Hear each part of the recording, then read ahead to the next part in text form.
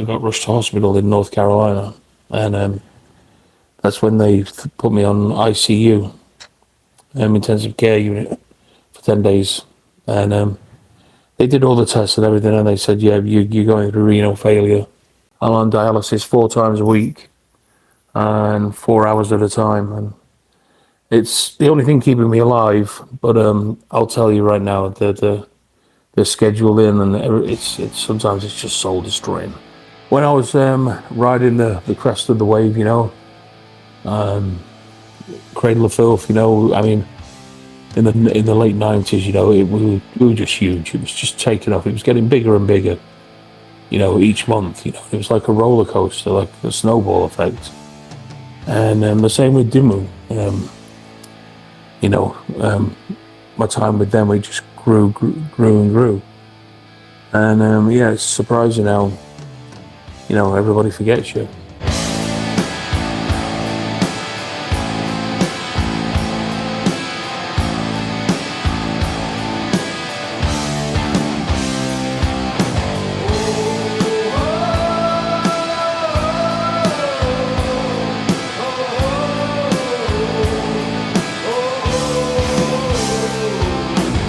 Greetings, Legion, and welcome to episode 304 of Into the Necrosphere. I am very pleased this week to welcome to the podcast for the first time my guest, Nicholas Barker, the legendary drummer who has played with everybody from Cradle of Filth to Dimmu Borgir, Lockup, Brujeria, and many others. As many of you are aware, Nick has had some very serious health problems that he's been wrestling with for the last 3 years, and we had a very candid conversation about where those problems originated, where he's at right now from a treatment perspective, and I won't lie, this was a heavy conversation, particularly the first 45 minutes or so. But I'm glad we finally managed to do it. I have been trying to get this conversation set up for over a year, and I'm delighted to have him on the podcast. This could easily have been a 3-hour chat had circumstances allowed. We also covered a load of other topics, including touching on his time in Cradle of Filth and Dimmu Borgir. But this is just a dude with so many stories to tell and so much experience. It is really sad to see him in the situation that he's in right now. But I do think that the conversation ended up on a positive note as well. I would certainly be happy to welcome him to the podcast again and again. I'm not going to reveal any more beyond that. You're going to wait and see once that conversation takes place, and that's coming your way in a couple of minutes' time. Before we get to that, though, as always, we kick off with some unsanctioned filth. And for that this week, we travel to Australia, a favorite stomping grounds of mine when it comes to unsanctioned filth. The band in question is The Furor. I have featured The Furor on the podcast before. Their brand new release is entitled Phenomenal Abomination. You know that if you're still in your huggies, if you're a bit of a wimp, if you're a bit soft, then this is not going to be music for you. You might want to run for cover. But for those of us who are fucking manly men and like our metal badass, nasty, and unrelenting, this is Black Storm of Invincible Mayhem.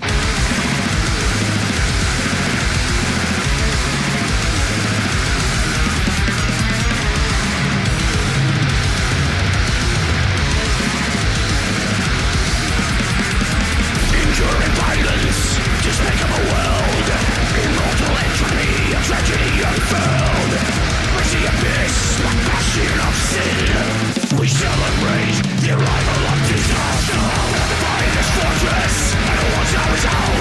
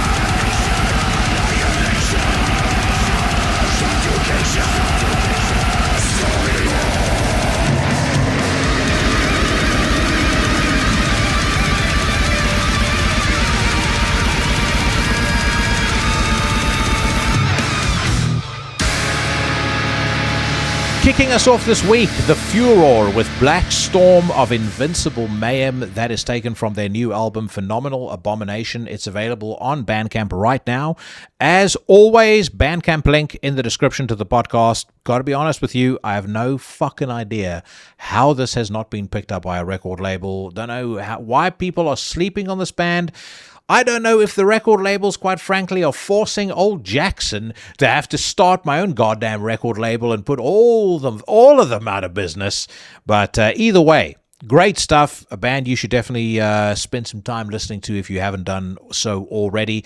And a reminder that if you are in an unsigned band yourself and you've just spent your mama's last pennies on your best ever recording, then you can reach out to me through the website, intothenecrosphere.com, where you can send me your demo. You can also drop me a line on Instagram, Facebook, or X. And if I like what I hear, I will feature your band on the podcast, and I will also feature you on the website. So hopefully that will be your springboard to fame, fortune, and glory. But of course, we know that in the underground, there is absolutely no greater honor than being featured on the unsanctioned filth segment right here on Into the Necrosphere. Into the Necrosphere is also very proud to be associated with the Horsemen of the Podcasting Apocalypse, a group of men that some have likened to the Cosa Nostra of podcasting. We fill your week from Monday to Sunday with the very finest in high-quality entertainment. Every second Monday, we've got Horror Wolf 666, and that's brought to you by the inimitable Brandon Legion. Yours truly casts hexes and slays poses on Into the Necrosphere every Tuesday, and next week my guest is going to be the legendary Sarkistolis from Rotting Christ, so make sure you tune in for that. On a Wednesday, we've got your first double shot of the week. It starts with Everything Went Black. That is hosted by Mike Hill, who was my guest last week on the final edition of the Top 30 of 2025 Countdown. Mike is also the frontman for Tombs and Scorpion Throne, and Everything Went Black is the longest running podcast in our stable. It's a grab bag of whatever he's in the mood to talk about, whether it's music, art, books, you name it, has been featured on there. And there's a reason it's been going for so long. It's because it's pretty goddamn excellent. We also have Iblis Manifestations. That is hosted by my brother from another mother, the great Cheyenne from the band Trivax. On a Thursday, we got your second double shot. It starts with Necromaniacs. For that, we have a returning Mike Hill. We also have the Sheriff Mike Scondado and the Professor Jeff Kashid. They take apart old and new horror movies in the most entertaining and the most informative ways. It is a podcast I never ever miss. Make sure you don't either, and also make sure you don't miss the Sinister Minister, the Reverend Carl Hykara, as he takes you through a curated journey through the dark, the weird, the arcane, and the esoteric with his podcast, Soul Knox, and that comes your way on a Thursday and again on a Sunday. When I'm done speaking to Nick, don't go anywhere, because the weekly news rant is packed this week with a lot of very serious stuff. I spoke about new music by Mammon's Throne, Sisyphean, Hecate Enthroned. I also spoke about the new Mayhem, and did a bit of a Mayhem album review on that, as well as ranked my favorite Mayhem albums from worst to best. Where does the new album Liturgy of Death fit in? You'll have to stick around to find find out. I also answered some questions, including my top 5 best UK black metal albums ever, the one episode of Seinfeld that I will always watch, or that I could watch forever if I was stuck on a desert island, and then, of course, there's the Swirly of the Week, which this week is focused on a sniveling wimp who can't seem to get over the fact that his favorite heavy metal bands weren't featured on this year's Grammy Awards. That's coming up later on in the show. First up, though, it is my pleasure and privilege to welcome to the podcast for the very first time, Nicholas Barker. All right, Nick, welcome to Into the Necrosphere. I said this to you on Facebook when we were exchanging messages. You definitely won't remember this. I don't have a photo of you and I, unfortunately, but I do have a photo of myself and Abath and a photo of myself and Phil Anselmo. But you and I spent one of the most hilarious evenings I've ever had in my life at the Holiday Inn in Camden. When I'd gone there to interview Abath, and then you and I just got to talking, and you were telling me the fucking most insane stories ever about Juan from Brujeria, and we were just, I think we must have been there. We started talking at about 7 p.m. and I think I left at about 3 a.m. So That sounds about right. yeah. So Nick, how are you? I mean, I think very importantly, first and foremost, how are you doing right now? Well, I've just literally got home from my dialysis treatment this morning. It's like 1 p.m. in the afternoon here in British Columbia. I'm doing good, though. You know, I usually, after treatment, I feel a little bit wiped out, you know, and I need to take a nap in the afternoon. And that usually, like, regenerates me. Mm-hmm. But, yeah, I'm doing good. I'm on the transplant list. I'm dropping the weight slowly but surely. And, you know, I'm about 15 kilos away from my goal weight to get the op. Yeah, it's going great. I just recently had an MRI scan, which has detected some herniated discs in my lower back. So I have to wait to speak to the spinal surgeon about whether or not they're going to operate or it's going to be a course of injections. Now, those herniated discs, is that from your time as a drummer, or is it an injury that's come later on? Well, I think the overall thing was, you know, it's years, 30 years of playing the drums, you know, bad posture. You know, when I start to fatigue, I start to lean forward and don't keep my spine straight. And then I had a couple of nasty falls right before Christmas because we had a lot of snow here. And yeah, I just slipped a couple of times, and I think that's kind of aggravated the condition a little bit. I was going to ask you, how did you end up moving to Canada? I mean, I know you're a Derby boy, and Chesterfield. You've lived all over, but you know, what led you to Canada? Well, it's my current wife. She's a Canadian citizen, and you know, we've been friends for years. And she reconnected with me when she found out about my health condition, and we just it just blossomed from there, really.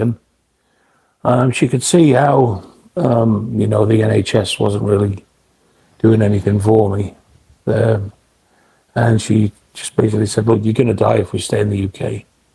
I'm waiting for a kidney. Like, let's go to Canada. It's better healthcare, you know, and I'll sponsor you. I'll be your spousal sponsor." So that's where we're at, and I'm loving Canada. It's amazing.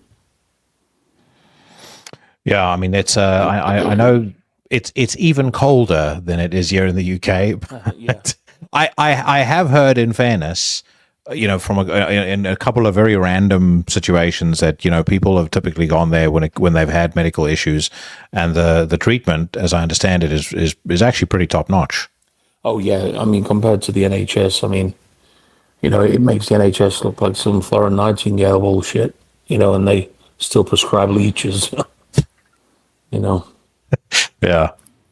Yeah, so the dialysis unit in the hospital, they've just had all brand new dialysis machines, state of the art, and yeah, it's going great. You know, the medical team here are amazing. You started your treatment in 2023, correct? Yes, January 2023.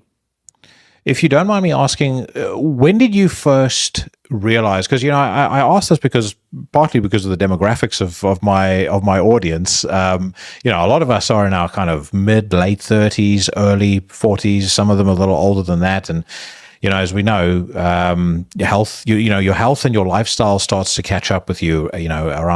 Around your 40th birthday. So how at what started happening that gave you the idea that you need to see a doctor and that something might be wrong? Well, like most men, I tend not to go to see a doctor unless I'm absolutely dying. It's just how, some of us were raised, I guess. But I started noticing in 2022, like I was retaining a lot of fluid on my legs, and I was feeling fatigued, and I was on water tablets, which did a little bit of help, but I was still had all of this fluid, like the edema in my lower legs, and it made playing quite difficult, because my legs felt like they were like 10 tons each. So doing what I do on the pedals, it was extra work. And yeah, it was the Brujeria tour with Napalm Death in the US in October, November of 2022. I went into complete renal failure, and I couldn't even walk. I couldn't even walk like 10 paces. I was doubled over in agony. My legs had swollen up like they look like elephant legs, and I was just retaining all the fluid that I was taking on board. And I wasn't aware of it until I got rushed to hospital in North Carolina, and that's when they put me on ICU, intensive care unit, for 10 days, and they did all the tests and everything, and they said, yeah, you're going through renal failure. You need to get home as fast as you can. And I had to cut the tour short, obviously, and they carried on without me, I was kind of bummed at the time.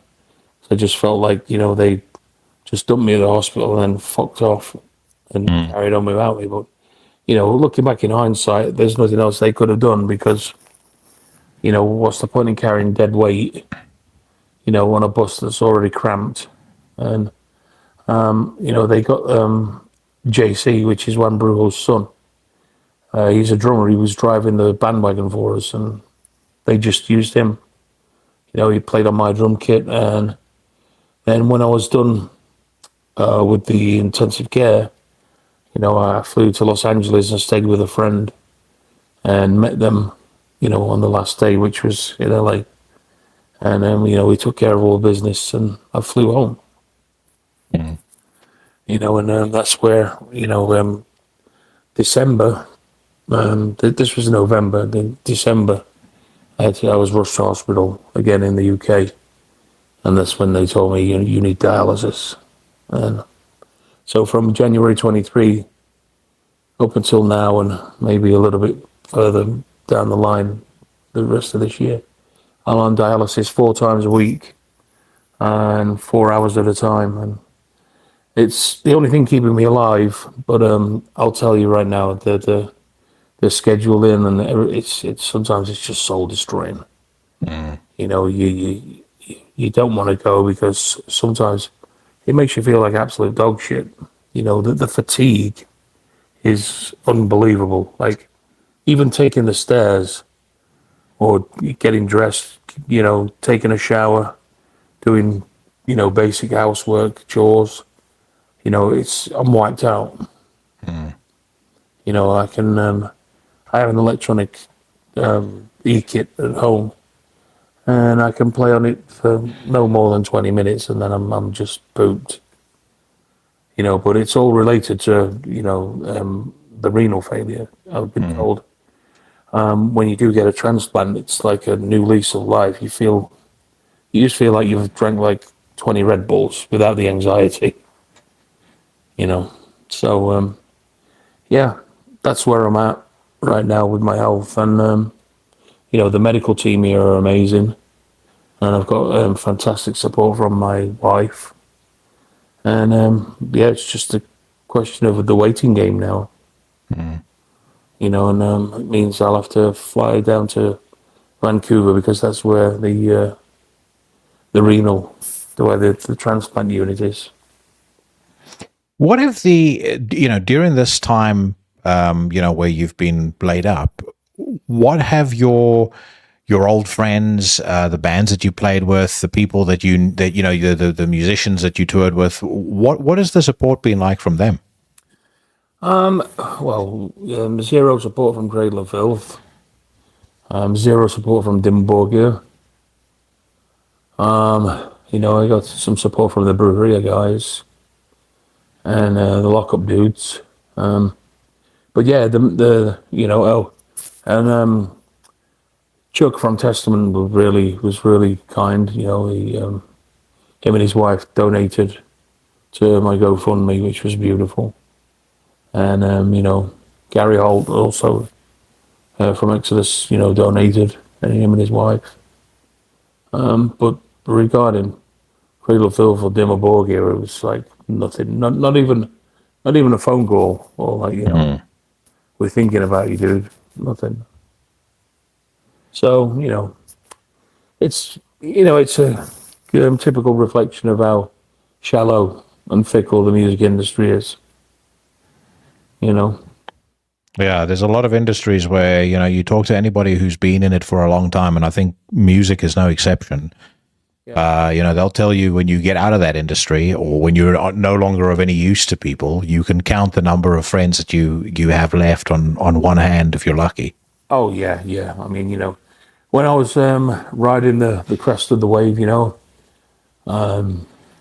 Cradle of Filth, I mean, in the late 90s, we were just huge. It was just taking off. It was getting bigger and bigger, each month. It was like a roller coaster, like a snowball effect. And the same with Dimmu. My time with them, we just grew and grew. And it's surprising how, everybody forgets you. It is what it is. My real friends, what I call my inner circle, they all came through for me. And like, my wife, I know it sounds cliched, but she has been my rock. Without my wife, I would have just given up a long time ago. But she keeps giving me the kick up the arse and saying, look, you need to get back to it. This is what you do. This is who you are, and the world is waiting. So, she's a bit hard on me sometimes, but it's all coming from a good place. Yeah, and it's in the same way that us men don't like going to the doctor, we sometimes need our arse handed to us by our wives as well. Yes, absolutely. She's she's great. She's always, have you taken your meds? Have you done your insulin? Remember we've got an appointment at this place tomorrow, and yeah, she's awesome. I couldn't have done this without her. Now, have the doctors shared anything? And I don't want to pry into anything too personal, but have they shared with you what the root causes of the renal failure were? Yeah, it was lifestyle basically, and not managing my diabetes. I'll be honest with you, mate. In the UK, when I was diagnosed with type 2 diabetes, no one gave me any education on what it was. They just gave me pills, a drug called metformin, which is notorious for destroying your kidneys. I mean, I was on this for like 6 months, and like the amount of like kidney pain and lower back pain I was getting. Eventually I just told them, look, I can't take this anymore. It's killing me. And there was no education, so I just assumed, and it's quite ignorant of me when I look back now, but I just assumed, because I was a young, I was a young kid. I was in my like late 30s when, I was told I had type 2, and because they gave me the pills, I just thought, oh well, the meds take care of it, and you just carry on living the life that you live. And it was very, very kind of naive of me to think that, really. But it's only till I got to Canada where, like I was actually sat down, I was given all of the information, and, you don't realize how serious condition it is because you don't feel sick, so you just carry on as normal. And yeah, it was that was it basically. And but I'm in a good place here right now, and I've got a great support structure. So it's I've got like some neuropathy in my feet, which is like the numbness and the tingle in the nerves. It feels like red hot pins, like electric shock style on the soles of your feet sometimes. But I take medication for it, so it's okay. And also, the more you control your blood sugar, the less painful they are. So yeah, it's all like I'm just learning about it now since I've been with my new wife, and she's very vigilant on it, so that's good. My father is type 2 diabetic, and he lost his sight because of it.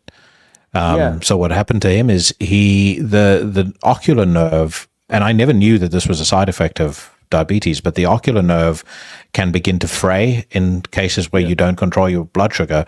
And it frayed in his right eye first, then his left eye, and he described it to me as it was like every single day a dimmer switch was turning one click further to nothing, and then one day he just woke up and he couldn't see anything anymore. So you're absolutely right what you say. It's an extraordinarily destructive illness. It really is, and because excuse me, because I wasn't educated on it, and they just gave me pills and sent me on my way. I just thought, oh well, the pills will take care of it and carry on as normal, and I don't feel sick, So that's where I'm at with the diabetes. But now I'm a lot more educated, and I take better care of myself now. I'm dropping the weight, because I've got to reach a certain goal before they'll operate on me. So yeah, it's going good. I was going to say, are you at least feeling like with the treatment, things are progressing in a positive direction?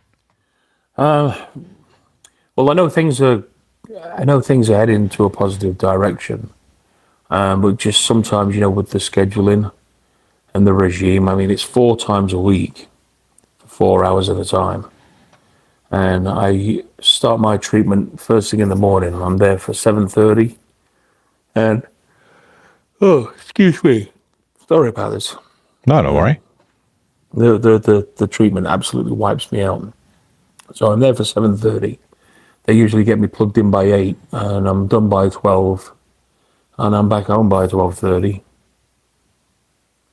But yeah, sometimes, it just because of like the fatigue and the constant like headaches and everything else, and knowing that I can't see, I still think I can do things that I struggle with, and that's the biggest frustrating thing. Like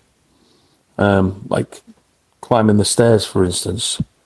I'm like an old man because I have to take it one step at a time. Like I couldn't run up the stairs like how I used to, or even run down the stairs. So the fatigue thing is like one of the main issues. It's like it absolutely destroys you.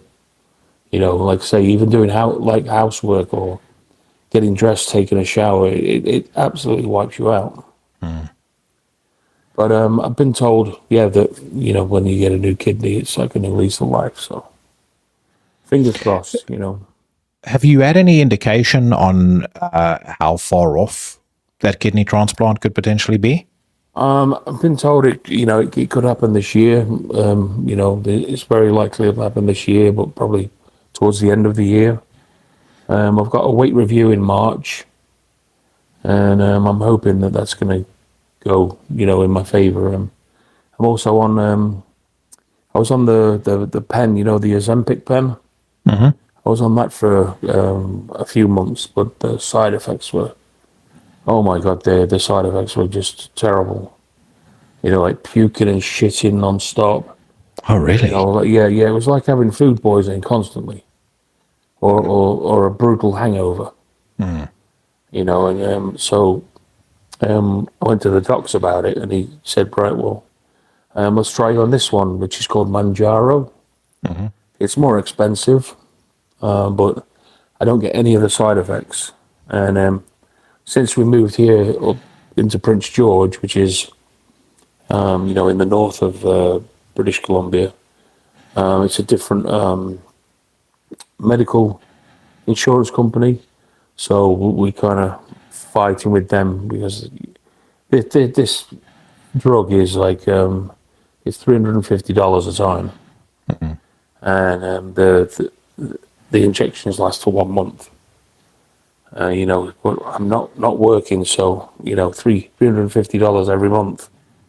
It's a lot of money, and so we're at the moment we're just arguing with the insurance company to see if they can take care of this. Which my wife's really good with persuading people, whether it's in person or through email. So we'll see.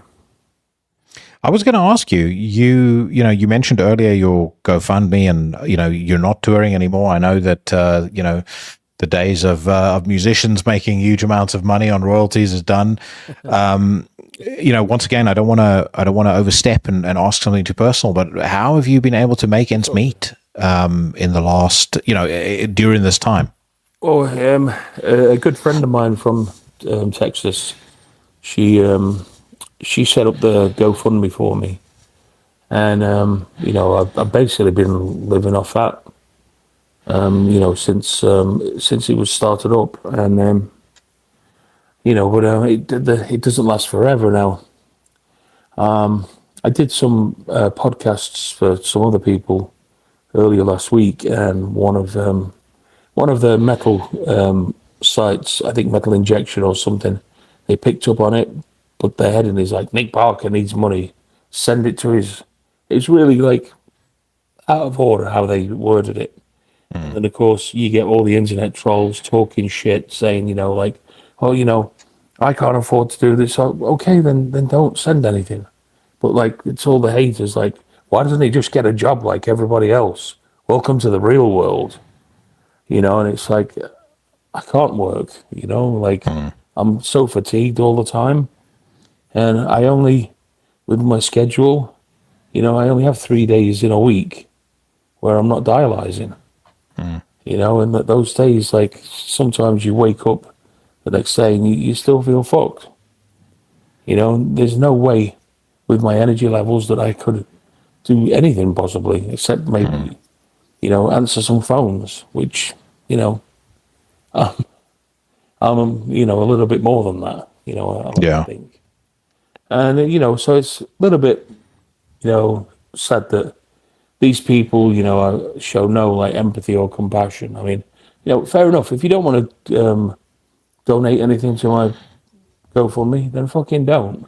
Don't, sit behind your computer talking shit about, oh, I should do this and welcome to the real world. And, like, that doesn't help anybody. It just makes you look like a dick. I mean, anybody that's gone through renal failure, like stage 5, they'll tell you it's not fun. It's really not. I'm only allowed to take 1 liter of fluid per day on board. Now, that includes water I take with my meds, like fluid throughout the day to keep hydrated, watering fruit and vegetables, sauces. Ice cream is off the is off the table because sugar content, and also it's a liquid. And you should try living on a liter a day. It's more or less impossible. And, I've got it down now, but it's super hard.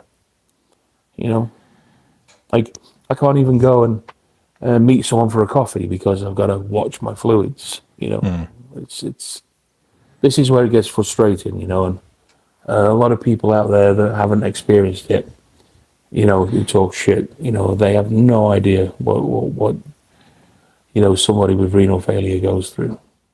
But that's that I think is just common of the internet. They all most people will run their mouth without having any idea of what what the other person's going through, and I think sadly it's just very typical of society. People aren't willing to put themselves in the shoes of somebody who's going through hard times. Yeah. Like you say, if you don't want to donate, fine, fuck off then. You don't have to be salty about it. Yeah, it's like my wife. My wife was disgusted when she read some of the comments. She was like, "I'm gonna reply back to these motherfuckers and tell them to go fuck themselves." It's like don't even give them the satisfaction. Like let them have their little, 15 minutes of fame on the internet. Well, I will share it in the description to the podcast so that folks can go and donate, and I'll keep sharing it going forward on future episode descriptions as well. Thank you. Whatever the Legion can do, they'll step up. And fortunately, most of the people that listen to this podcast aren't dickheads, so you're not going to get any of that sort of pushback from them. That's awesome. Thank you very much. I appreciate it. No, it's my pleasure, and it's absolutely the least I can do. I was going to ask you. I mean, we spoke about the industry in terms of musicians, but fans, websites, podcasts, and things like that. How have they been? Have you at least felt like there's been a contingent of people that have rallied around you? Absolutely, 100%. I mean, the people that have been there, I just can't thank them enough. It's really humbling. To know that I got so much love and support. And I always get kind of weirded out when people give me compliments or show me any kind of adulation, because I was never complimented as a child. Like if I did something good or positive, which wasn't very often, but I never got any praise as a child or any kind of like pat on the back, well done, son. It was never like that. So I find it weird when people, big me up, and it's. I feel awkward. I feel like I don't really deserve this. But the support's been amazing. For like 99% of the people, it's like it's the metal community is something really special. It's like we take care of our own. I think we always have done. Minus the few keyboard wankers. Yeah, they're always going to be there. But I always tell my wife, my wife is not from the metal scene at all. So she'll come with me to a festival, or she'll go with me to a show. And I'll often say to her, I can look around here and see so many people that just are the weirdest and wildest members of society. I said, but the one thing I know deep down is these are my people. This is where I feel like I belong. Absolutely. I wouldn't change that for the world. I'm not really I guess we're all kind of like misfits of society to a certain degree, because like the mainstream doesn't really get it. And like, they look down their nose at you and they've already like prejudged you. And I've got to say, like, the metal fans are some of the most kindest, compassionate people you could ever meet. And it's that unity that brings everyone together. It's beautiful, Yeah, no, I completely agree. You never see any violence at like a metal show, like to deliberate, like the bit gets a bit crazy, but you never see somebody getting the shit kicked out of them, or whatever, like you would down the pub on a Friday or Saturday night. If you're going to like some chav pub, it's the metal community is amazing. One thing that I kind of smiled at a little when you mentioned it around not accepting compliments. I talk to a lot of people from a lot of different bands, and over the years, I mean, I've been personally following your career going all the way back to Principle of Evil Made Flesh. I remember when I heard your drumming the first time, like when your drumming really stood out for me for the first time was on The Forest Whispers My Name. But you always stood out as like, this guy's got something different going on. You have these generational talents like Pete Sandoval, Gene Hoglan. You absolutely sit in that camp, like as a generational talent, and somebody that when you joined a band, the band was transformed, and when you were no longer in that band, you could hear your absence. And there's not a lot of drummers that you can say that about, but I mean, you must have a lot of people that come to you and talk to you about, about how much you inspired them. Yeah, I really do, and it's like I say, it's kind of weird. I really struggle with it, but I am extremely grateful, and I'll always stop and have a quick chat, or thank whoever, when they big me up. It's so my wife always takes the piss out of me. She says, "Look, you look so embarrassed, like a little kid." But it's great, and to be put into the same category as my peers, it really means a lot. Because The thing is about you that's interesting too. You could hear something special was going on, going all the way back to in anticipation of us having this chat.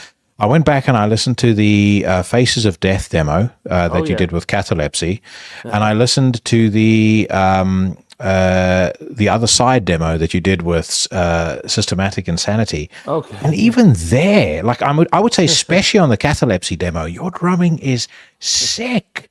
And I had to do a double take and look at the date that it came out. I mean, 1991. Yeah. I'll play something. I'll play a track of it on the podcast later on as well, so people can hear what I'm talking about. But like, for what you were doing there, for someone who was, I think you were 18 years old when that came out, or 17 when you recorded that. Yeah.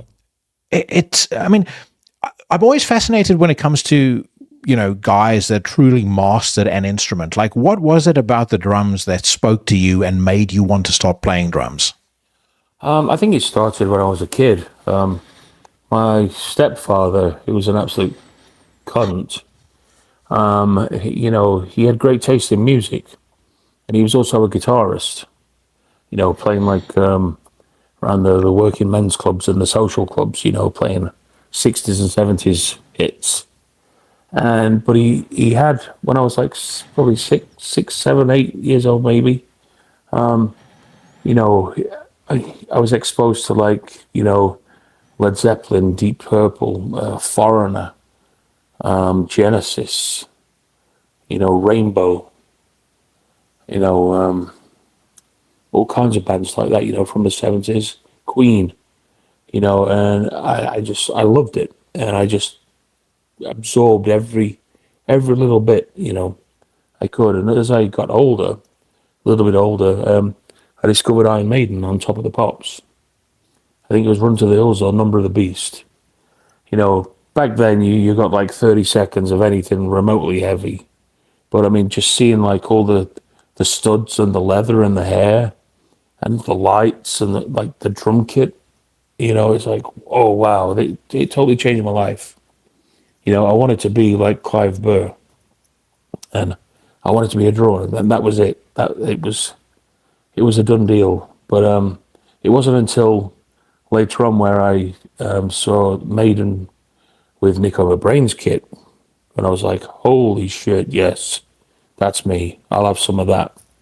And so I pestered the parents, to get me a drum kit. Every birthday, every Christmas. Nada, nothing. Then one day, I think, they just got tired of me, like, hassling them so much. They bought me, like, a really cheap, nasty second-hand drum kit, but I absolutely loved it. And that was when I was 13. And by the time I was 13, I was, like, still listening to Iron Maiden and Wasp. and stuff like that, AC/DC and stuff. But also because I was a teenager now and I'd gone through puberty and I was hanging out with older like-minded kids. I discovered the likes of like Slayer and Metallica and Exodus. And that's when I really that's what I want to do. I want to play like that. And so I'm totally self-taught. I started learning playing along to AC/DC 7 inches, the singles, on my crappy record player in my room with the old school 70s headphones, like the Mickey Mouse ears with the curly phone cord. Mm-hmm. And I started listening to AC/DC and I just picked it up. And that's how I learned to play. And within 6 months, I was jamming along to Master of Puppets, the album, but not the fast tracks. I wasn't that far advanced yet, but, I really did hold it down on all the mid-pace stuff that Lars was doing, and the fills and everything.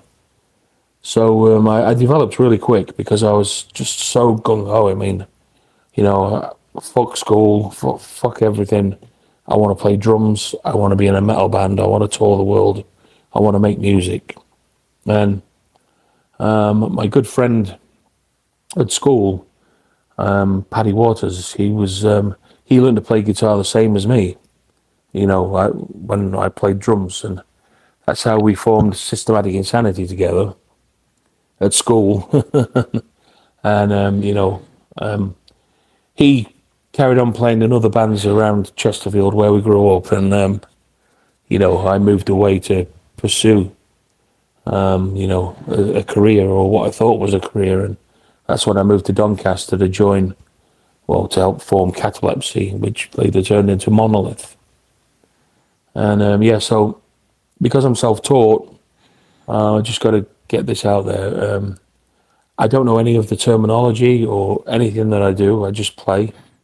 I was going to ask you how much of because your style is so distinct and so unique, how much of what you did or what you were teaching yourself was intentional versus just you going on instinct? It was a little bit of both, really. But I'll tell you, everyone gives Dave Lombardo, all the props, for, the drumming on Rain in Blood, which was amazing, the absolute game changer.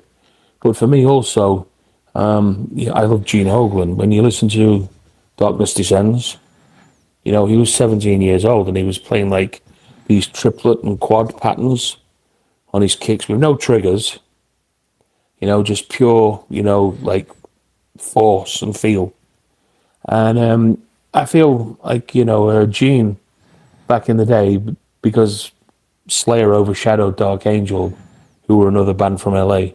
I feel that Gene was kind of overlooked a little bit in that time period, and it wasn't until after Dark Angel and he went to Death that he really got everyone's like, holy shit, this guy. And when I heard the Death records he did, Individual Thought Bands, that changed my life forever. His approach to drumming and everything, the double rides, and all the percussive elements.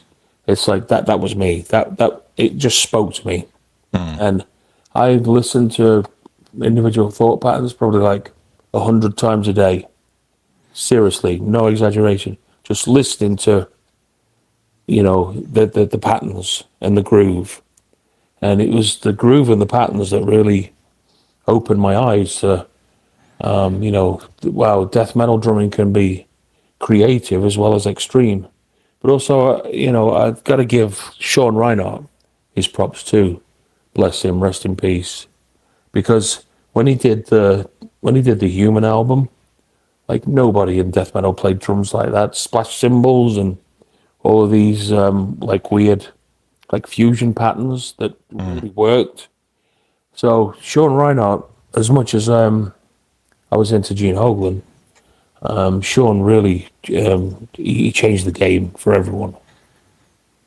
I mean, there's obviously you mentioned Dave Lombardo, and exactly as you say, people get stuck very much on him, but they overlook how many other great drummers came from that era. Yeah. And if we just start with thrash, I think some of the old Exodus albums, as an example, Tom Hunting sounded fucking sensational. Yeah. Well, that was going to be my next thing. It's just a shame that Tom Hunting is so. I mean, not only is he a great guy and a good friend, he is absolutely amazing on the drums.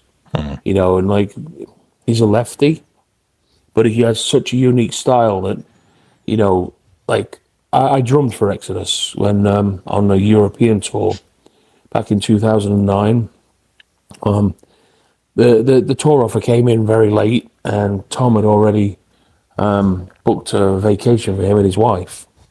So he's like, look, I can't get out of this thing. The wife will fucking go nuts, and I need a break, and also we paid for the holiday now.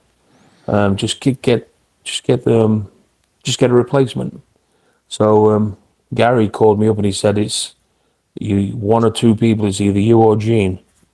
And I think Gene wasn't available at the time. And I'd worked for Exodus in a crew capacity as a tour manager and a drum tech many times. So, I was very familiar with the music. But because Tom's a lefty, my brain couldn't work out by ear some of the stuff he was doing. So I had to watch on YouTube, and I put a mirror next to the TV so it would reflect, but he'd be playing like right-handed, like me. And that made it so much easier. But I mean, I had out of all the session drumming I've done, I'd say trying to emulate Tom Hunting, it was near impossible because he's got such a unique style, and he's so underrated, and that really, I think it's tragic that he doesn't get enough props that he totally deserves, because, he's an innovator in the thrash metal scene. Nobody plays drums like Tom Hunting. He's part of what makes Exodus sound amazing, And not only that, he's got an amazing voice on him. You get a few drinks in him, he'll sing Stevie Wonder, Lionel Richie, all of that shit, and you're like, oh my God, he's fucking killer, Am I so? No, as I was going to say, am I mistaken about this? But I know I'm not mistaken about it. He used to be, he was one of the original singers for Exodus. When Exodus just started, he used to do vocals. I don't know, but he's got an amazing voice, and on the track, "Children of a Worthless God" on Atrocity A, he does the backing vocals, and it sounds amazing. Yeah, and he does it live too.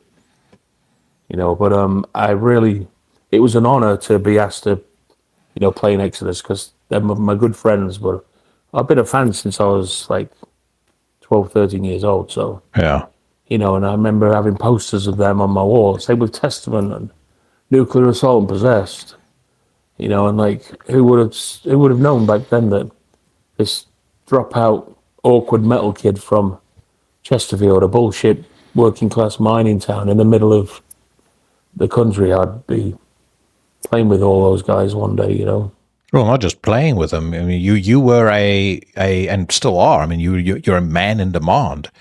Like, I remember when you were kind of making your ascent into the scene. It was a huge deal when you left Cradle of Filth, and then when you joined Dimmu Borgir. I think when people heard the drum work on Puritanical Euphoric Misanthropia, myself included, I mean, it just, in the way that you just said that Sean Reinhardt changed the game from a death metal perspective on Human, I would argue when it came to maybe not even just pure black metal, but just extreme music generally, what you did on Puritanical Euphoric Misanthropia was just completely next level.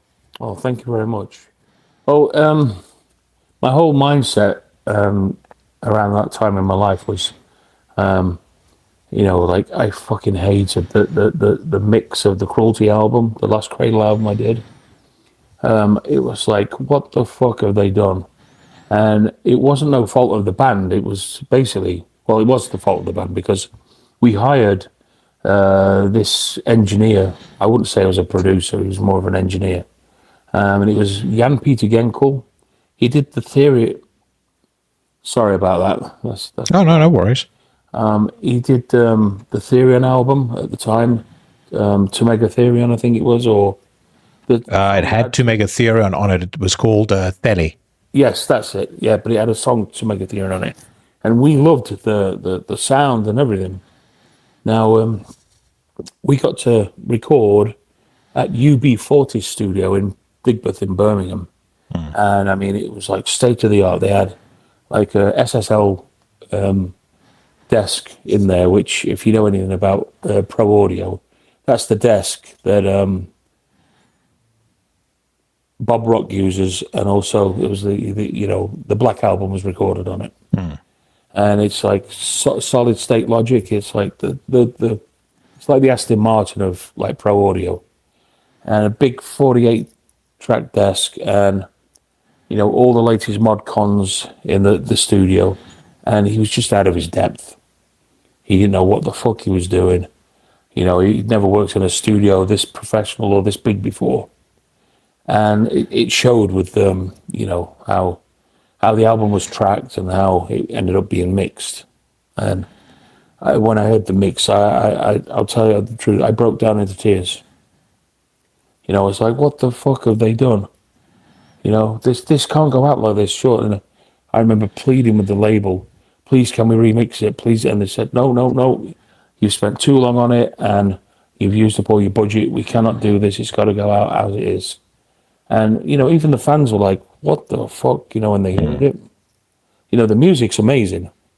The music is absolutely amazing.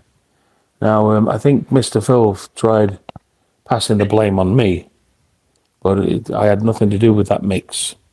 All I wanted was, I wanted the trigger on my kick drums. That was it. But yeah, everything was just fucked. So that kind of, helped me. I wasn't very happy, and also there was a lot of other internal things going on. There was no, we were huge, and it just got bigger and bigger with Cruelty release. Every week it was like something bigger and better, and the charts and this and that. And it was the Cruelty tour where we were playing like 2,000 capacity venues across Europe, selling them out. Now, usually, if you know anything about the touring industry, most promoters, when they negotiate show deals, there'll be like the guaranteed fee, and then after their break-even point, there'll be a percentage split, in favour of the band, 60-40 or whatever. And we were selling out all of these venues across Europe, so not only were we getting like our show fees, but we were also getting the kickback from the back end after break-even. Now, we were riding in a shitty bus that broke down every fucking chance it got. Basic minimum skeleton crew, but we were only coming home with merch profit. But that was the band members, the musicians. There was one guy in particular that was getting way more than, we were getting. I think you can figure that out for yourself. About to say, they say, history doesn't repeat, it rhymes. Yeah, absolutely. Yeah. I mean, I called him out on this shit like 30 years ago, and it's still an issue today. And this is what, like, I didn't want anything more than just my fair share. But when we come on with just merch profit, we sold out all of these venues. I demanded to see the tour accounts, which was met with great reluctance from our manager at the time. And she basically told me, "Oh, you're not a team player. You're always rocking the boat. Nobody else wants to see them. So what makes you so special?" kind of thing. And right there and then, that was like the big red flag that I just needed to say, you know what, fuck you all. I'm done with this. All I want is transparency and, like some legitimacy to, what's going on, because we were making a lot of money. Now,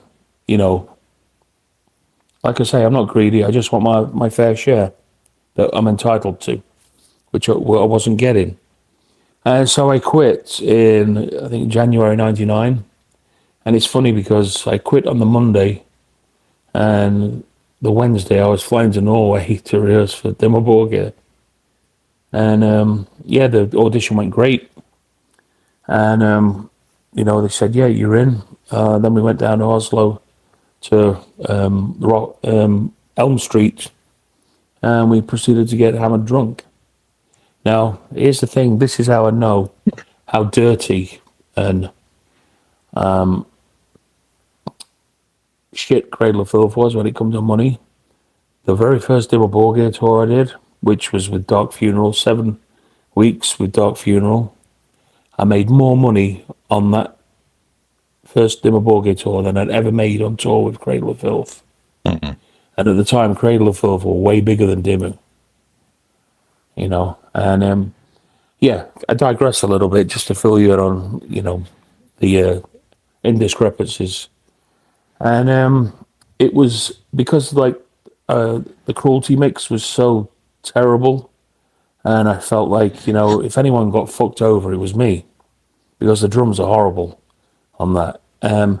That gave me, like, the driving force to, like, the Dimmu Borgir record I'm gonna make. I'm gonna fucking really turn up the heat. And I was practicing my ass off, you know, like all the time back home. And when I'd be in Norway rehearsing, you know, because we had quite a vigorous rehearsal schedule. Because I still lived in the UK, they would just summon me, if you like, when they needed me. So I'd go over for like 4, 5, 6 weeks at a time to write, or I'd go over a couple of weeks before a tour to rehearse, you know, for the tour. So, you know, the music we were writing, and we're working with those musicians too, you know, like the ideas were just bouncing off of each other, you know, there's a great chemistry, and, you know, like we were all really happy with what we'd achieved.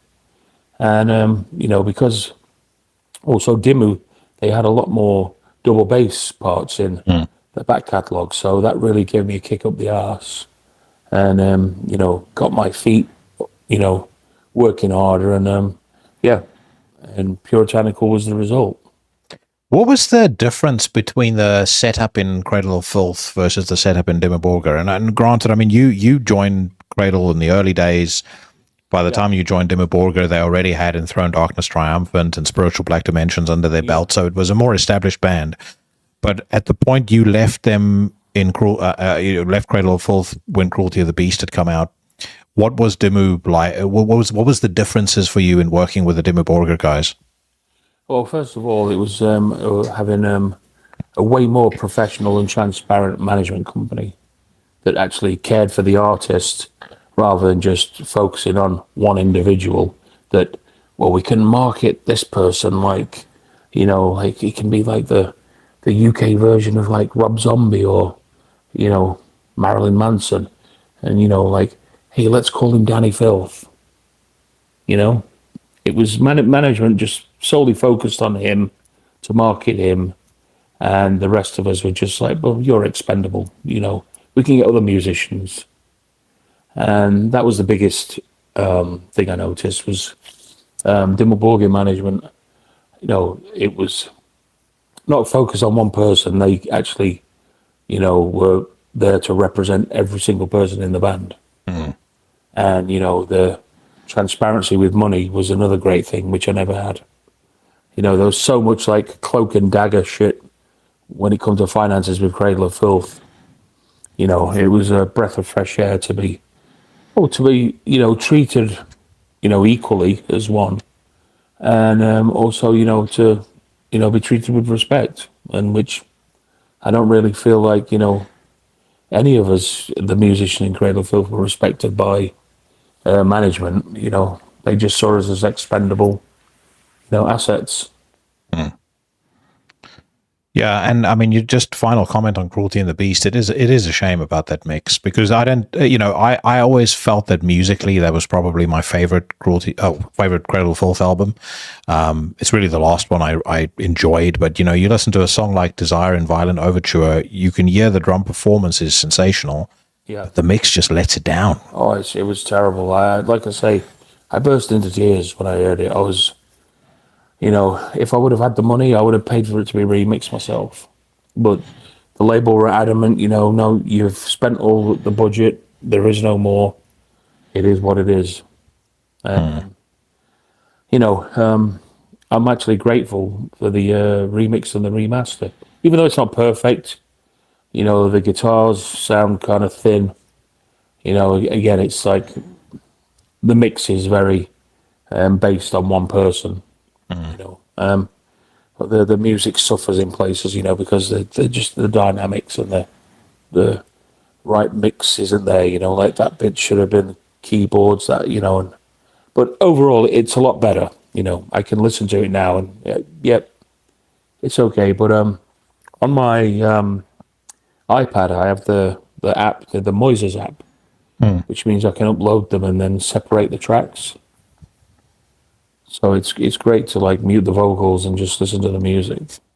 I was going to say, not to sound shitty about it, but it has always been strange to me, the fixation on Danny Filth, when he really has always, in my view, been the weak link in that band. His vocals are not great. I don't personally think he's a great frontman. The one and only time I ever saw Cradle of Filth play live, I left after 3 songs. Yeah. Now, that was partly because it was also the first time I'd seen Acrococker play, right. And they came on stage, and what they did that night just completely transformed my life. I mean, they wiped the floor with them. There was no. Yeah. I mean, frankly, they shouldn't have had a band follow them. They should have cancelled Cradle of Filth after that show. But it was just like you saw Acrococker, and then you saw Cradle of Filth, and you're like, what the fuck is this? Yeah.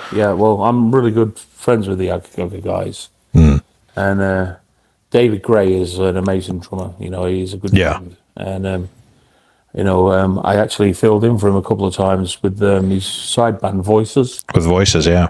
Yeah, and his drum work is amazing. I love the proggy element that he puts in. And we're both big Neil Peart fans from Rush, so it was a pleasure to play his drum patterns. Kind of barkerize them a little bit when I wasn't quite sure how I'm going to play that bit or a certain part. No, he is a man's man and a gentleman's gentleman. Is Dave Gray's no question about it. I've got one of his other band's T-shirt on right now. Yeah. One of my favorite bands, the Antichrist Imperium, who I don't think gets the attention they should get. I love it too. Just like Voices. The Voices should be like fucking huge. Yeah, agree. It's like Mayhem meets The Cure. Yeah, yeah, it is. And it's like it's so tragic that. Because they fly the flag for also like UK extreme metal, and they really, really don't get the props that they deserve because it's very underground and it's just a selective few kind of like it's like a secret club. But I definitely agree with that. And Antichrist Imperium too. I love it. Love that. Yeah. Also, You in 2002 you performed, in my view, one of my favorite ever. Whenever I think of Nick Barker and I think of Nick Barker's drum performance, the song that always pops into my head, and probably different from a lot of people, is "Feeding on the Opiate," the first song of Hatebreed Suffering. Yeah, that is just a full-blown assault on that drum kit. It sounds like you want to beat the thing to fuck it, like you're beating it like it owes you money. Oh yeah, well, a funny story about that song. Actually, me and Shane wrote it in the studio for the Hatebreed Suffering sessions. We had some riffs floating around, and we just hashed it out together. Do that bit for 2, that bit for 4, then back to that, and it's it's grindcore. It's not. There's no Rime of the Ancient Mariner or Dream Theater 30-minute epics going on. It's just fast and furious. Wham bam, thank you, ma'am. But I mean, all those Lockup albums, all of them that you were on, they're so simplistic, but they land so perfectly from start to finish. I mean, on Hatebreed Suffering, the High Tide in a Sea of Blood, there's one part where Thomas goes, so far, and like that groove that you kick in straight after that, it's just it's perfection, absolute perfection. Yeah. Well, there's a funny story with that. When he said that line, the thunderstorm happened. Oh, really? Yeah. We're in the studio and like it's fucking thundering outside. We're like, bow your head to Lucifer. It's like, we're not worthy. We're not worthy. But yeah, I think a lot of people miss just how many bands you've played with over the years. I mean, Testament, I know you played with as a session drummer. Shining, Old Man's Child. Obviously, we've spoken about Lockup. Another one of you were on one of my other favorite albums, the Codex Necro by Nel Nathrak. On the bonus tracks. We did the John Peel show down at Maida Vale. Hmm. And it was great fun. The Nathrak guys are awesome. Mick and Dave are like really, really talented guys. Plus, I also jammed in Benediction when Dave was the vocalist too. Which I think, by the way, that is a very cool Benediction album. That the one that he was not the Organized Chaos I didn't like so much, but Killing Music I thought had some fucking killer songs on. Really, really cool songs. The new one is good too. The few they've done with their original singer Dave Ingram. Yeah. It's great. Great band, good guys too. Really good guys. Just on an El Nathrak, are you? I couldn't believe it when somebody told me about, because I don't follow electronic music really, but when people told me about Mick's electronic project and the fact that basically he's made enough money to live off for the rest of his life from the gold records he's done there, that was just mind blowing. I couldn't believe it. I don't know his electronic stuff, but I know he lives in Orange County in Southern California. Or he did do. And also, he does a lot of mixing and mastering of the bands over there too. Yeah. He's pretty tight with the band Bleeding Through too as well. He did always look too handsome to be in black metal, I felt. I said the same thing about Tim Young. Yeah, that's true. You're way too pretty to play death metal. You should be a fucking Calvin Klein model or something. Yeah. When you look back over this vast discography and all these bands that you've been a part of, what stands out to you as some of the records that you're the most proud of, or some of the performances that you're the most proud of? Well, I think I'm really proud of the performance on Vampire. Because it was the first time I got to use triggers on the kicks. And we worked so hard, and plus it was a new lineup, and we didn't really know where this was going to go. But yeah, I mean, we were broke.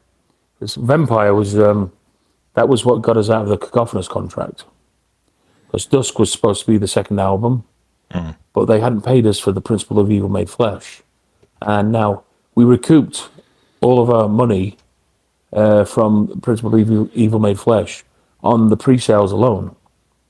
So the fact that we'd recouped on pre-sales would mean, if it was a legitimate company, that come like the first accounting period, we would have got statements and money. But, Cacophonous had other ideas. So what they did was, because we'd done so well on the Principle of Evil Made Flesh, they kept all of our money to build the label, to sign other bands, sign other artists.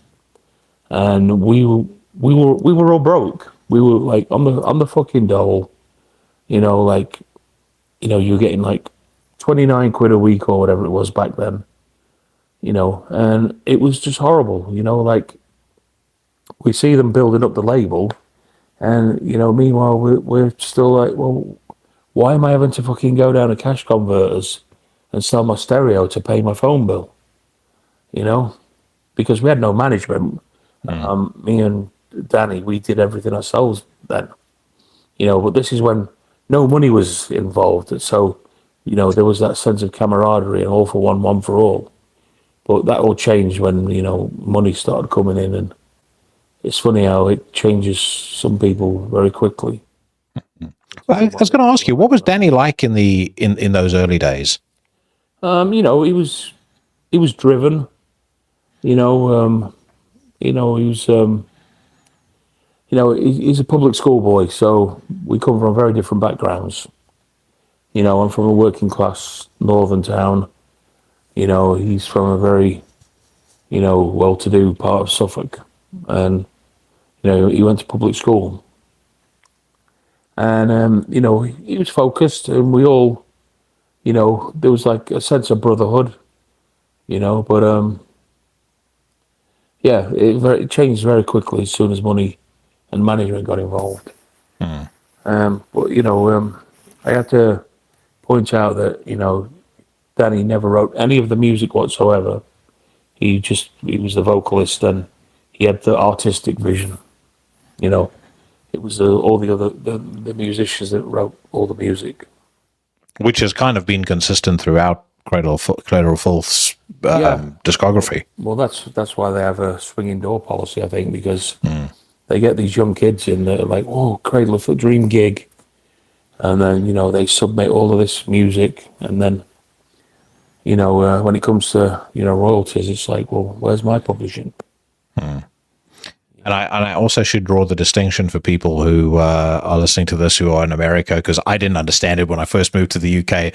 Public school means private school. So public school in the UK means you go to a private school, means your parents probably earn a pretty reasonable amount of money. Your dad most likely wears a pinky ring and drives a Jaguar. Pretty much, yeah. And either you or your parents or both hang around with fucking douchebags. Pretty much, yeah. And we all know what goes on behind closed doors in those public schools. Oh yeah. Dude, that's something that has always blown my mind. So I've been living in the UK for 24 years. Right. And I had a conversation with another friend of mine from South Africa once, and we were talking about how the ingrained, like, you don't realize it as an outsider coming into this country, but how ingrained the class system is, and how it impacts everything that goes on in this country, whether it's politics, whether it's just the kind of social fabric, but as much as I'm no communist whatsoever, actually, but as much as I'm a free market man, I absolutely understand and appreciate the resentment for the old money rich of the UK, because many of them that I've met, it's not just that they're assholes, it's that they're just fucking horrific people. They're just morally bankrupt, horrific idiots. Yeah, they lack compassion, they lack empathy. Yeah. And it's just like, well, the reason why they've got money is because they don't spend it. But yeah, I've had it many times, because I'm from a working class northern background, like, some people just look down their fucking nose at you because, maybe they use a few posh words that, I don't use, but yeah, it's I know exactly what you're saying, And that lack of empathy, they truly regard. And again, if somebody had said this to me before I'd seen it with my own eyes, I would have been skeptical about it. But they generally do regard people as being expendable. If you're not of their caste, you are regarded as expendable. Yeah. Well, look at the government and how they treat, our own homeless. Without getting all political. Surely we should take care of our own first. It's disgusting. Those war veterans that went over, to fight bullshit wars in the Middle East, come home fucked. And they live on the streets because there's no support structure, and the government doesn't care. Well, I mean, your experience with the NHS. My ex-wife's father broke his back, and he was 75 years old when he broke his back. He fell off a ladder. They told him that the waiting time for him to get an operation was 18 months. Wow. So this very active 75-year-old man who was, literally he was part of the Ramblers Club. He'd, take people from the village walking. He was a very, very active and, proud OAP, was reduced for 6 months to basically a cripple, was walking hunched over with a cane. That brings obviously about all sorts of other illnesses and issues until eventually he acquiesced and he got a private medical procedure. But, you think about that as a man who's paid into, effectively paid into the National Health Service for all of his life. That's what he gets at the end of it when he needs it. Exactly. That's an absolute fucking disgrace. It really is. It really is. And, to give you an example, during the pandemic, the first thing Boris Johnson said was, the hospitality industry, the music industry, just retrain and do something else. It's like, retrain and do what? You can't fucking go anywhere. We're all like imprisoned in our homes. I lived off royalties and a little bit of savings I had, but it didn't, it didn't last forever, and I had to really stretch it out, not being able to work or tour. It was bullshit. I couldn't even get a fucking job delivering pizza because everywhere was closed. And there was no furlough for me because, you can just, music industry, it's the same, anything to do with the hospitality industry. It's not really a job, is it? All the theatres, all of those people that are employed in the theatre industry. It's not a real job. That was how dismissive the government was. Yeah. No, I mean, I remember it well. I've often thought there's never been an apology for how badly they got it wrong. No, there wasn't, and it's sad really because the reason why there's so many amazing musicians in Scandinavia is because the governments there, they invest in the arts and the cultures, and there's guitar institutes and music institutes, and in Sweden, the government will pay the rent on your rehearsal space. Try and find a rehearsal space in the UK that's secure and not damp and smells of shit. It's impossible, unless you've got money. And it's just shocking, this country, without getting all political, it just seems to be going from bad to worse. Yeah, no, I agree. Bringing things home, I want to ask you one question, and if you think about how things have changed for you since you began your treatment in 2023, how has that impacted your outlook on life? It makes me kind of realize what an idiot I was regarding my health, because I didn't take it seriously, because I didn't feel sick, so I just thought, I'm Nick Barker, I'm a machine, I can go on forever. And so that's really opened my eyes to how, I've got to take better care of myself. And also, just how amazing the metal community has been regarding this to me. And, it's made me realize just how lucky I was to have a job that, I got to live my childhood dream, basically, so it doesn't even feel like a job. I mean, my career and the drumming, it's actually a hobby more than it is a job. But I'm just fortunate enough that I got to make a living from it for the most part. But I really miss the travel and the touring, because I was so, wrapped up in it, and, every month I was with a different band or in a different place. I could be in, LA one week, and then the next week I'm in, Gothenburg, and then Amsterdam, and then, Tokyo. That's how chaotic my life was with the travel. And you become desensitized to it a little bit, and you tend to take it for granted because it's the norm. Well, as soon as it was taken away from me, I felt like a prisoner. I felt like a prisoner in my own home. And it really took me a good 6 to 8 months to get over, to basically unfuck myself and get out of the depression. Look, if you take care of shit, we'll be back in the game before you know it. And so, yeah, it made me appreciate my work and how fortunate I am to travel the world, with people that I care about and trust. And, made me feel definitely I've got to take better care of myself health-wise. Because renal failure is no fun, mate. It's fucking horrible.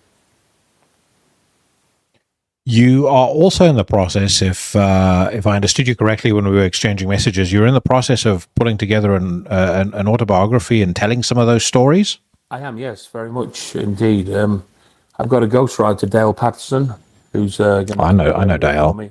Yeah, great guy. Yeah, brilliant dude. And he was really, really enthusiastic about wanting to do this. Right now, all I'm doing is I'm compiling notes on my phone and taking, dictations of like the timeline and stuff that I remember from each timeline. Right now, I'm just up to, the whole legal battle with Cacophonous, how Dusk was going to be the second album, but they hadn't paid us for the first one. So, excuse me. So, me and the guys, we had the idea of like, well, let's just keep the master tapes. We'll withhold the masters. And we'll say, look, we'll submit the masters when you submit the accounts and that we see the statements for the first album. Of course, the label, so labels hate it.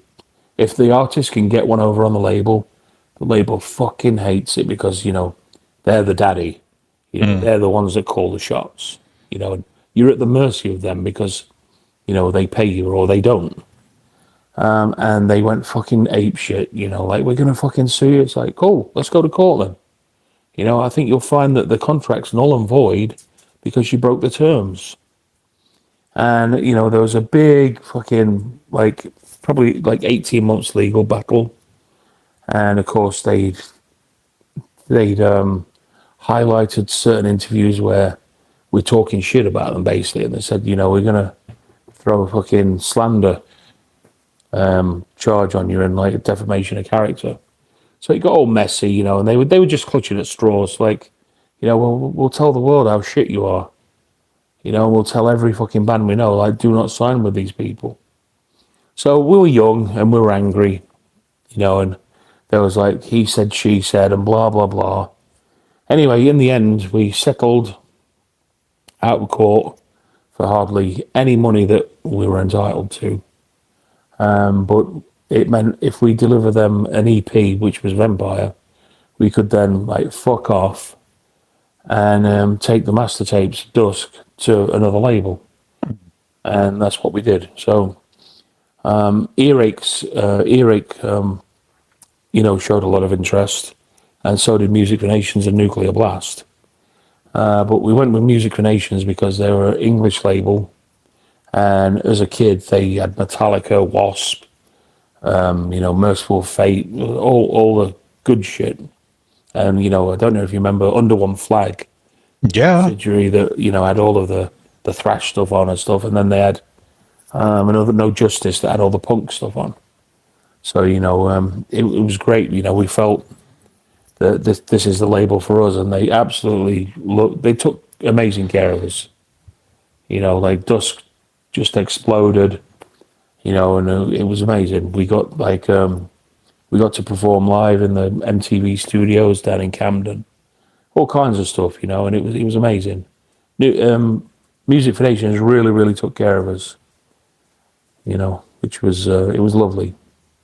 And they were actually the CEO, Andy Black, at the time. He was pretty upset when I announced that I'm leaving and these are the reasons why. And he said, well, that's very unfortunate, because you were always an integral part of the band. And I personally feel that it won't be the same without you. And it never was. And then when Stuart and Les quit, it totally changed again, Yeah. Well, Nick, I want to say thank you very, very much for your time. I feel like we could probably do more of these quite easily in the future. And I want to say two things. One, get better soon.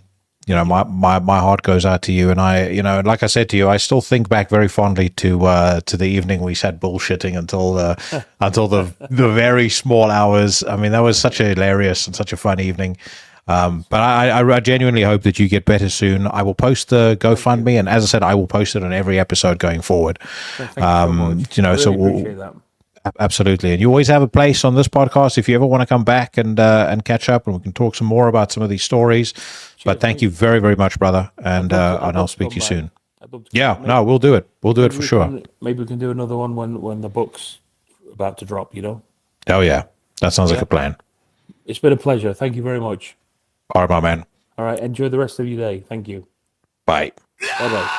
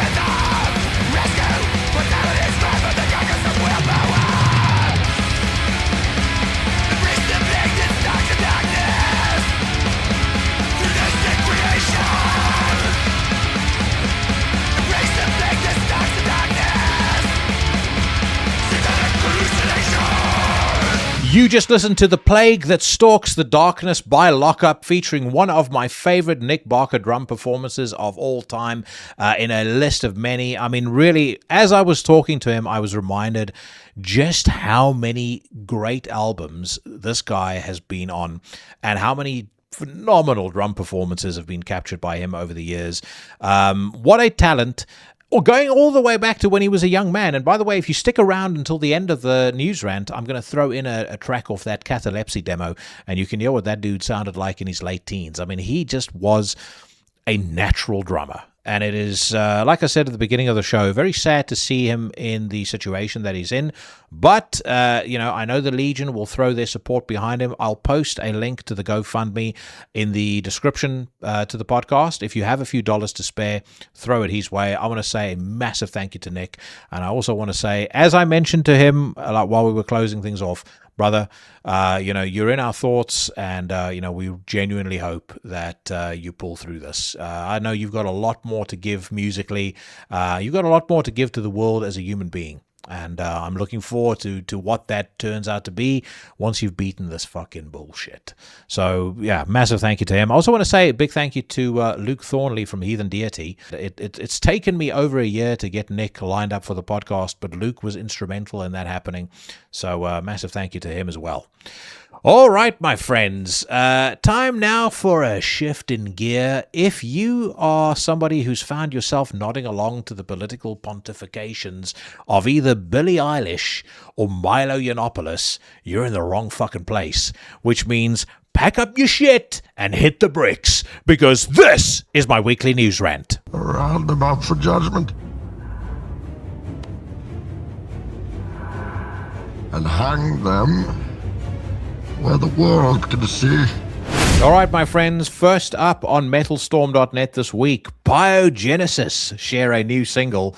Says here, German veterans Biogenesis have released a brand new single entitled Uncontrolled. You can check it out via their YouTube player below. Vocalist Flo Schwartz explains, Uncontrolled is raw and unfiltered. It felt liberating and brutally honest to write it. The musical and vocal aggression is emotionally charged, and it captures the moment when everything changes, bro, and young people try to find their place in the world. Now, if you think I'm sounding salty, there's good reason for that. If you're older than the age of 40 and you discovered a lot of extreme music through both the Death is Just the Beginning 3 videos, and particularly the Death is Just the Beginning 3 CD compilation, then you know that Biogenesis was the one band that stood out as just an absolute what the fuck moment. Like, how did this crap manage to slither its way onto this compilation, let alone onto the Nuclear Blast roster? They're a band that started off, as it happens, as a death metal band called, I think, Immortal Hate. Did a couple of EPs that kind of sounded something between old Anathema and Left Hand Path.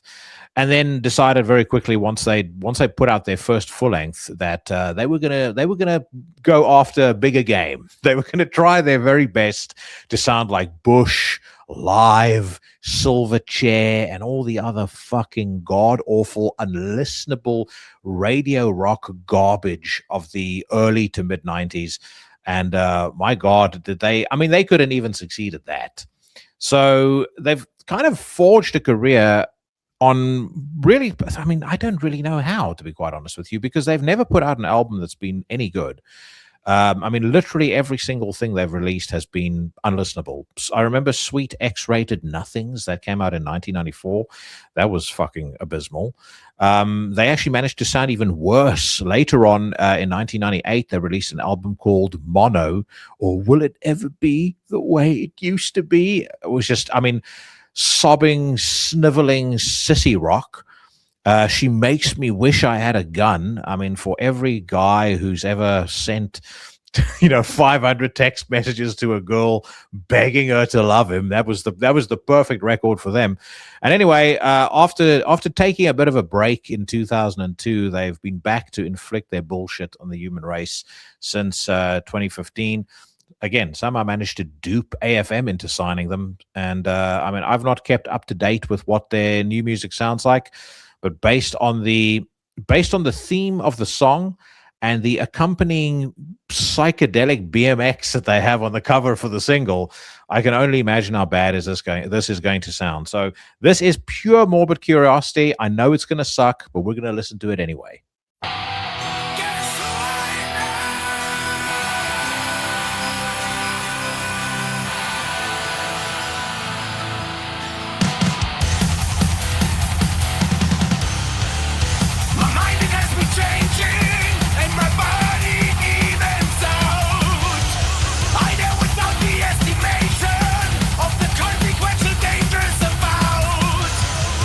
You are looking at me in very good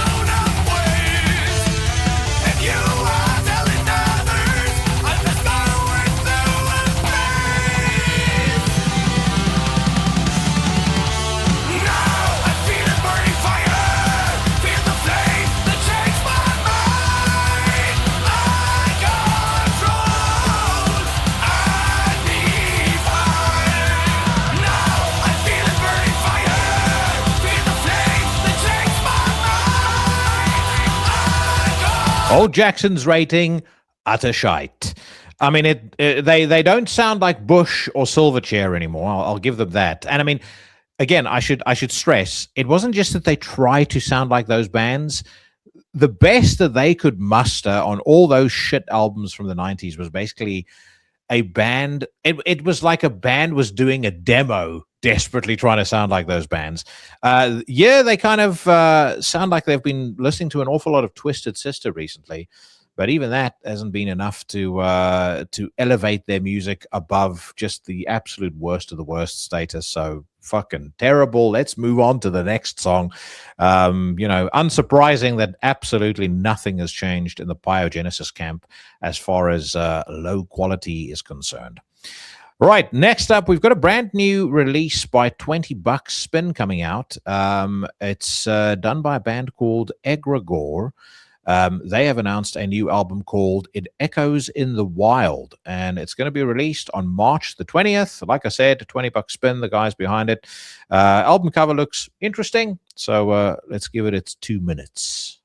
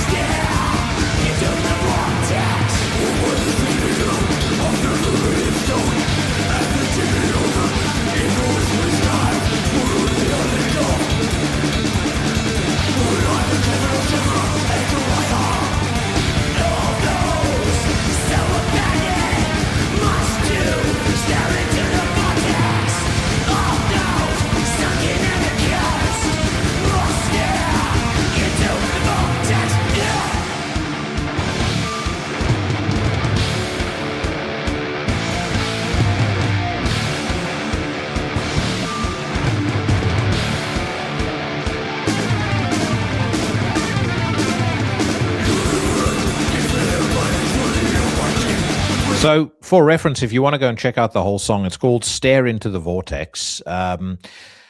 It's not good. It's got all the makings of a song that should be good. When it started off with that opening riff, I thought, okay, this sounds like it could be tasty.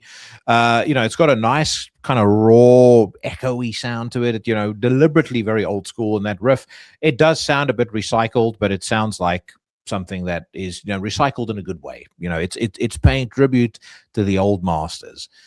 And then those drums kick in, and I'm afraid they just do not cut the mustard. The drummer in this band is somebody by the name of Sean Hachet. I think that's how I pronounce his surname. He used to be the vocalist for Arcspire back in 2009, and he's been with a bunch of other bands.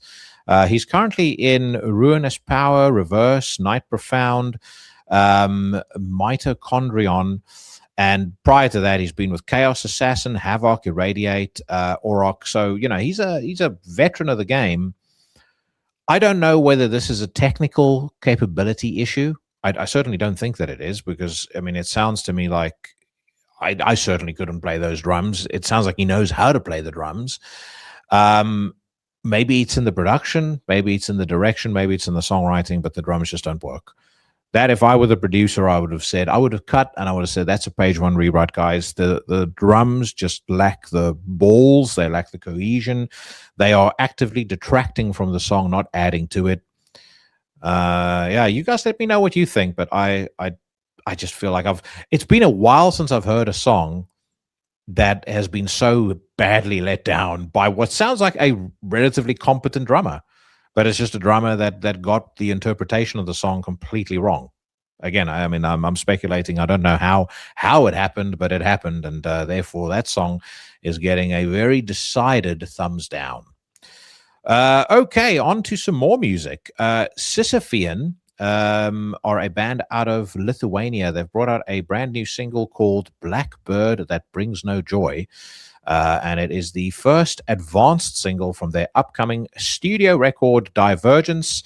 That album, I believe, is coming out in April on Edged Circle Productions. Let's hear what Blackbird That Brings No Joy sounds like.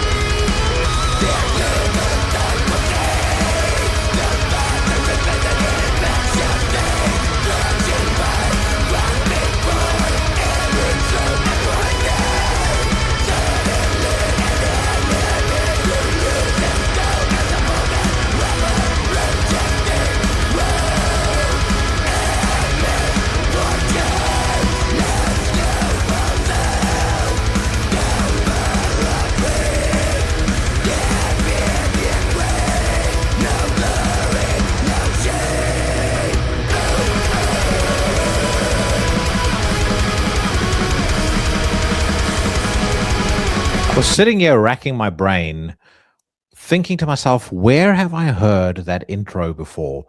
And then it suddenly hit me. I would imagine, one, the band are going to hate me for saying this, but probably most of you are going to hate me for inflicting this on you, but you have to hear it. So Emure put out a record in 2014 called Eternal Enemies. And the first song on the record is a track called Bring a Gun to School. This is exactly the intro that we had on the first 12 seconds of that Sisyphean song. And if you don't believe me, listen to this.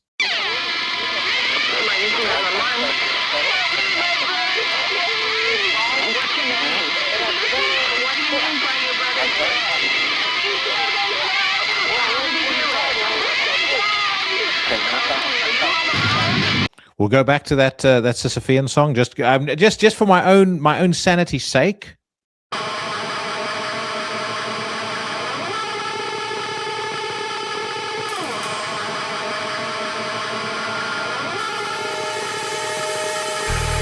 Yeah, there's definitely some overlap there. It's not. I mean, I don't necessarily think it's a bad thing. There's definitely some overlap there, I think. Anyway, I mean, when the song gets started off properly, it's actually pretty decent. I like the deployment of melody. I think their vocalist is very capable. I think that the riffing, that mid-tempo gallop, I think all of that stuff works really, really well.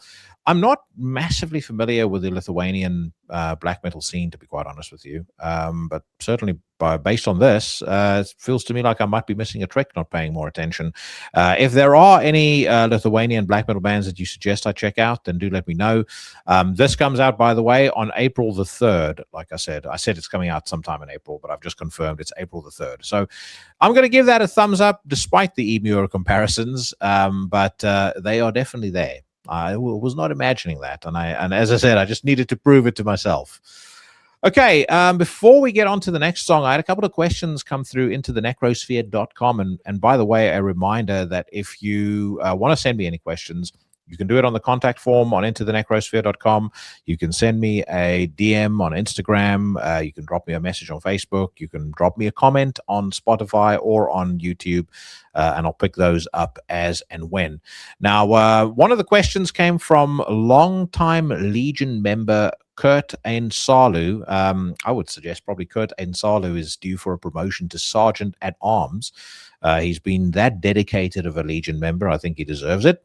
Anyway, he's asked two questions. The first of which, I know you're a Seinfeld fan, so if you could only ever watch one episode, what would it be? Mine would probably be The Contest, which is a great episode. I would say I can give you a short list of three, and I will raise the caveat that this is very changeable because I love Seinfeld. I have watched every single episode without exaggeration at least 40 times. And, it depends on my mood, really, what I like the most. But the ones that come off that popped into my head first as soon as I read this question, at number 3, The Soup Nazi. That's episode 6 from season 7.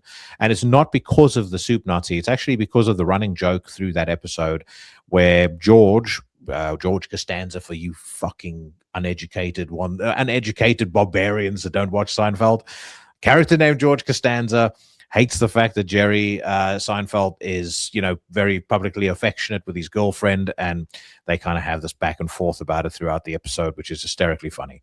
At number 2, The Cigar Store Indian. That is season 5, episode 10. Again, that one wins out based on the great Jerry Stiller, who portrays Frank Costanza, George's father, having an argument with him about whether or not George is allowed to have sex in his bedroom or in his mom and dad's bed. Just one of the funniest things you'll ever see.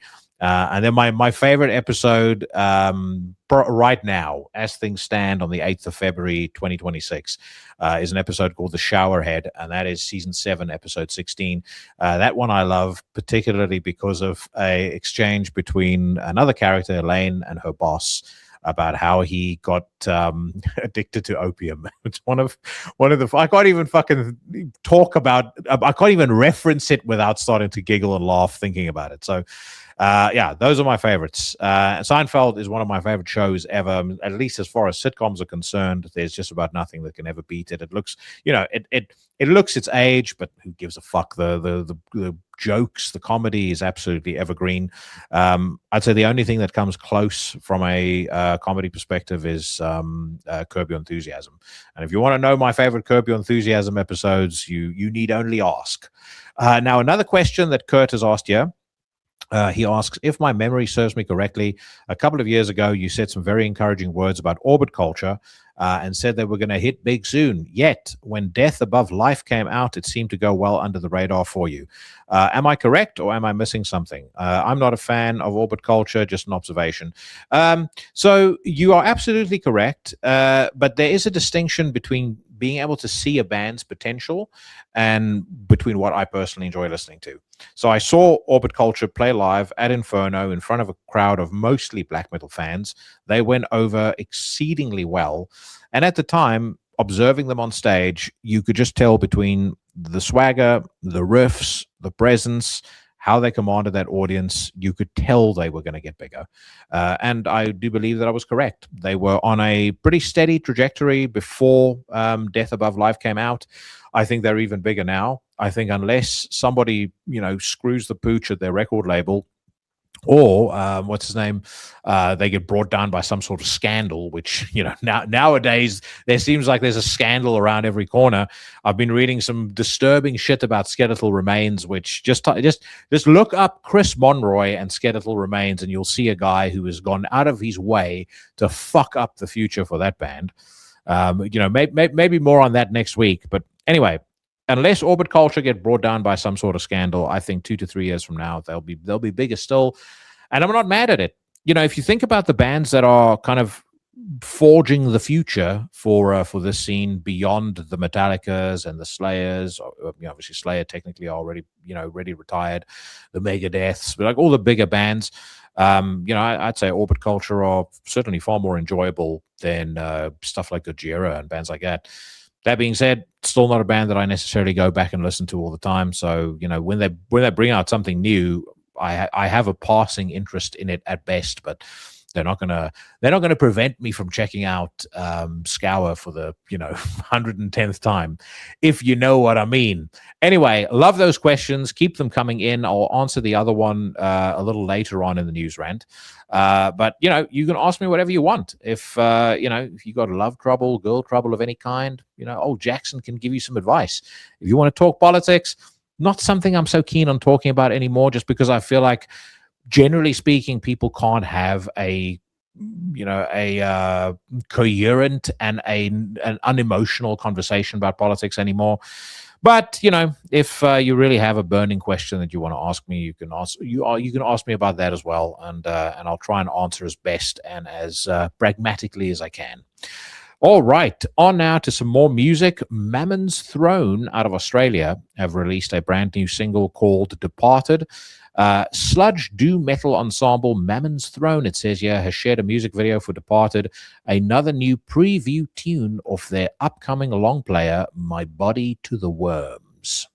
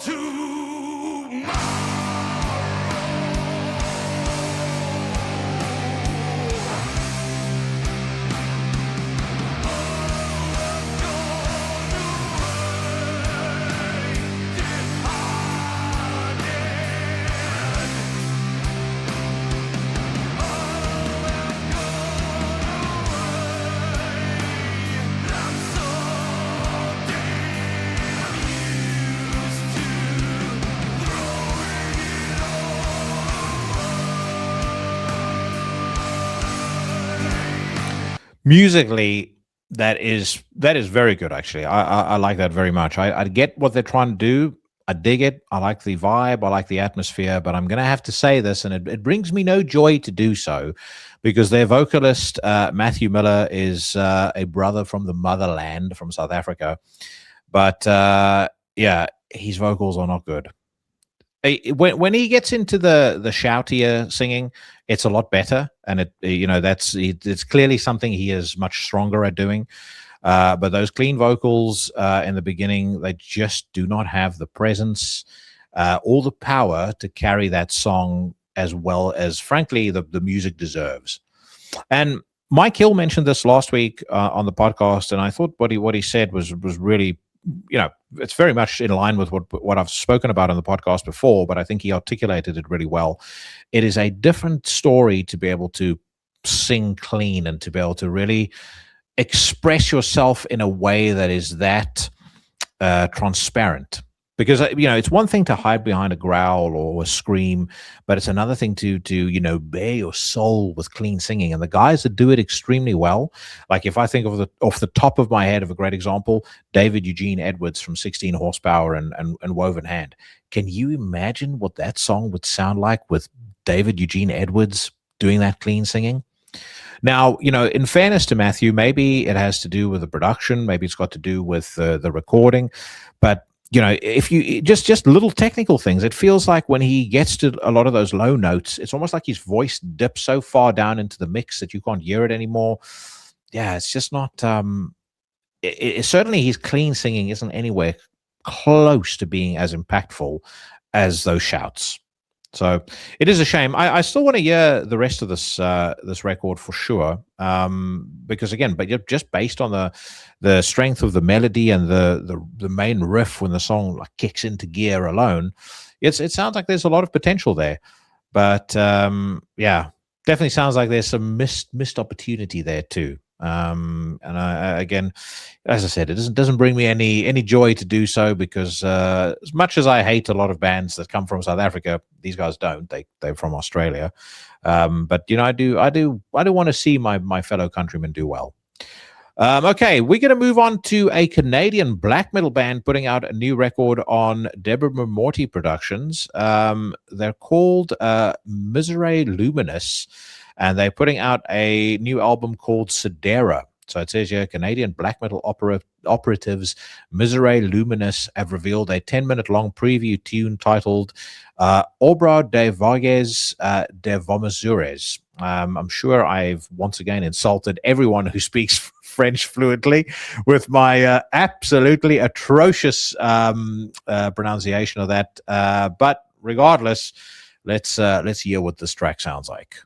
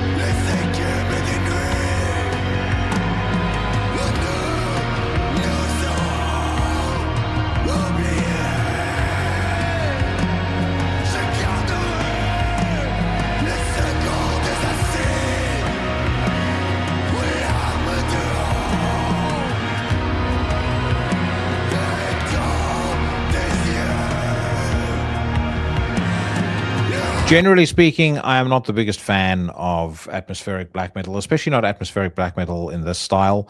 I like atmosphere in black metal, but when the emphasis is entirely on atmosphere and not on the abrasiveness, and in the words of Morgan from Marduk, the fist in the face of God, then I tend to get a little bored. One thing I will say about these guys, we've not gotten really into the meat and potatoes of the song, so I don't know how aggressive it gets, but I doubt very much it's going to get very aggressive. But either way, the execution of what they're looking to do here is actually pretty goddamn good. Nice use of the piano in the beginning there, very cinematic. The opening of those, the opening 2 minutes of the song. Sometimes when you have that very cinematic and that very melodic style, throwing in those black metal vocals can sound a bit contrived. And I know, people will probably listen to it and go, oh, well, it's a really cool contrast between the two styles. Yeah, sometimes, but not most of the time, not really. The only band I know of that can pull that off exceptionally well is Ultha. Ultha is to me, like, when it comes to combining cinematic with black metal, they're on a fucking different planet altogether. And that previous album of theirs a couple of weeks ago, when I was asked about my favorite albums of the decade so far, I mean, there's no question that record has to be in that list. But yeah, it's not bad. It's just not blowing me away. I mean, I'm not sitting here going, I can't wait for the album to be released.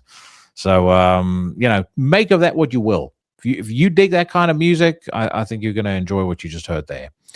Now, one album I have been quite excited about, and I want to talk about this band in a bit more detail when we're done listening to the track, but Hecate Enthroned, releasing a new studio record. I know this one has been in the works for quite a while. And of course, Hecate Enthroned, legends of the game, very beloved by the metal scene generally. And I think a lot of people overlook how beloved they actually are. When I had Andy Milnes on the podcast, I had a fantastic response to that interview. Clearly a lot of people have been, really excited about a new Hecate Enthroned release. So it says here, British symphonic black death metal group Hecate Enthroned is ready to return with their next full-length effort, The Corpse of a Titan, A Lament Long Buried. It comes out on May the 29th, 2026, via M Theory Audio, and then they've got additional details, blah, blah, blah, and they talk about the first new single. The single is called Gallery of Rotting Portraits, and here's the kicker, my friends. This has, at our present point in time, I think over 200,000 views on YouTube, which for a black metal band is not bad going whatsoever. So let's hear what this one sounds like.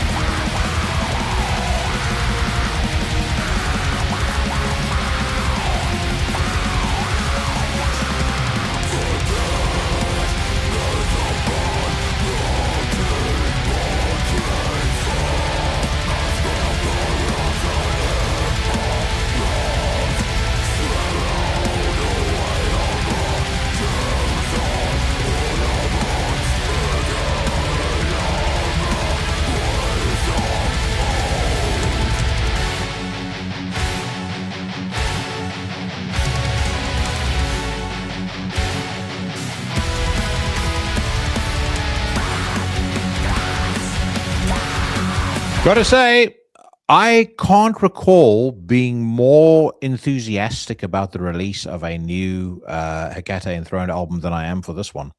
And it's not like their discography is bad whatsoever. I mean, they've got some fucking great records. And they've put out some, even in the period of their career where, I'd say people slept on them a little bit. And from my perspective, that's kind of the early 2000s. But I think Redimus, that came out in 2004, is a fucking great record. I think Embrace of the Godless Eon, that came out in 2019, which people totally overlooked. I think that's excellent as well. But this just sounds to me, for whatever reason, like a band that is firing absolutely on all cylinders. Feels like they've got something to prove. They sound focused. They sound tight. They sound on fire. The delivery of the song sounds fucking vicious. The production sounds great. Yeah, just everything here works. Absolutely superb. And again, I think they got a raw deal for most of their career, because they came out at a time where they were compared to Cradle of Filth, rightly or wrongly. I mean, I do think the Slaughter of Innocence, I think that does lean very heavily into Cradle of Filth's sound at the time. But I mean, after that, they diverged, quite consciously from that style. And I just don't think they ever had a label, they ever had PR people behind them who could actually address that. So, yeah, very glad to hear they're back, and especially glad to hear that they are, back and sounding this fired up. Again, it sounds to me like the band feel like they've got something to prove, and I think a lot of people are going to pay attention. I think this might be the resurgence, the year of the resurgence for Hecate Enthroned. I should also mention Matt Holmes, who has been the drummer for Hecate Enthroned since 2020. His other band, Sidious, have put out an album called Malefic Necropolis, and in all the hubbub around the top 30 of 2025, I haven't spoken about this too much yet, but absolutely something you should check out. It's out on Immortal Frost Productions. It came out on January the 30th, and it is fucking excellent. I might play a track off it on next week's episode. But yeah, Sidious, Malefic Necropolis, brilliant stuff. But anyway, one other thing that comes to mind with Hecate Enthroned is another question that was submitted via intothenecrosphere.com. Tom Redmond sent this. And Tom Redmond, another longtime member of the Legion, guy that probably is due his promotion stripes pretty soon. He asks me, what do you believe to be the top 5 best UK black metal albums ever released? So here's the criteria I'm gonna use in giving you my answer.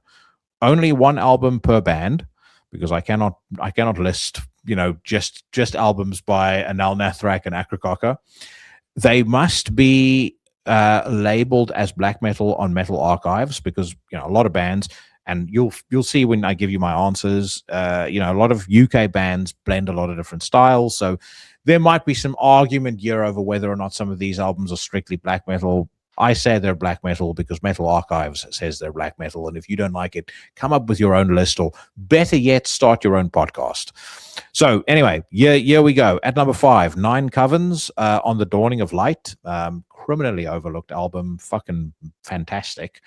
Number 4, Code, Nouveau Gloaming. Now, I know that Code, the guys in the band moved all over the world later on, but when Nouveau Gloaming came out, everyone was in the band. So everyone in the band was in the UK. Everyone was in the band. Everyone in the band was living in the UK. So they count as a UK black metal band for that. And that record counts as a UK black metal release in my mind.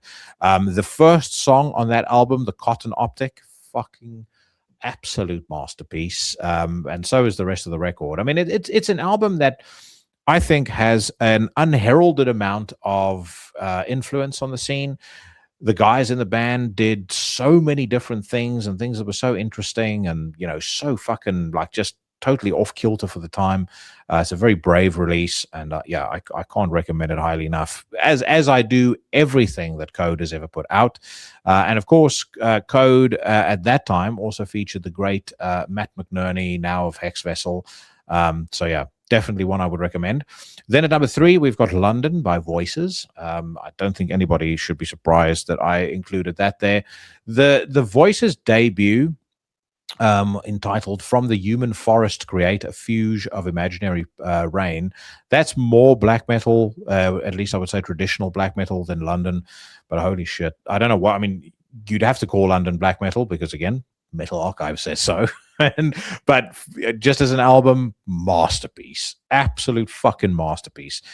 Check out songs like Vicarious Lover, Last Train, Victoria Line. I mean, the whole record from start to finish, magnificent.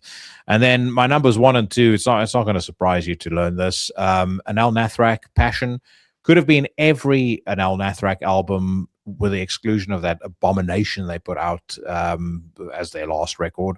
But Passion is the one that I'm particularly fond of, and that is because of a song, and I just want to remind myself the name of the song, because there's another one of them foreign words. The song is called Tod Huted Ubel. Absolutely, just like one of the most incredibly intense, powerful, beautiful black metal songs I've ever heard.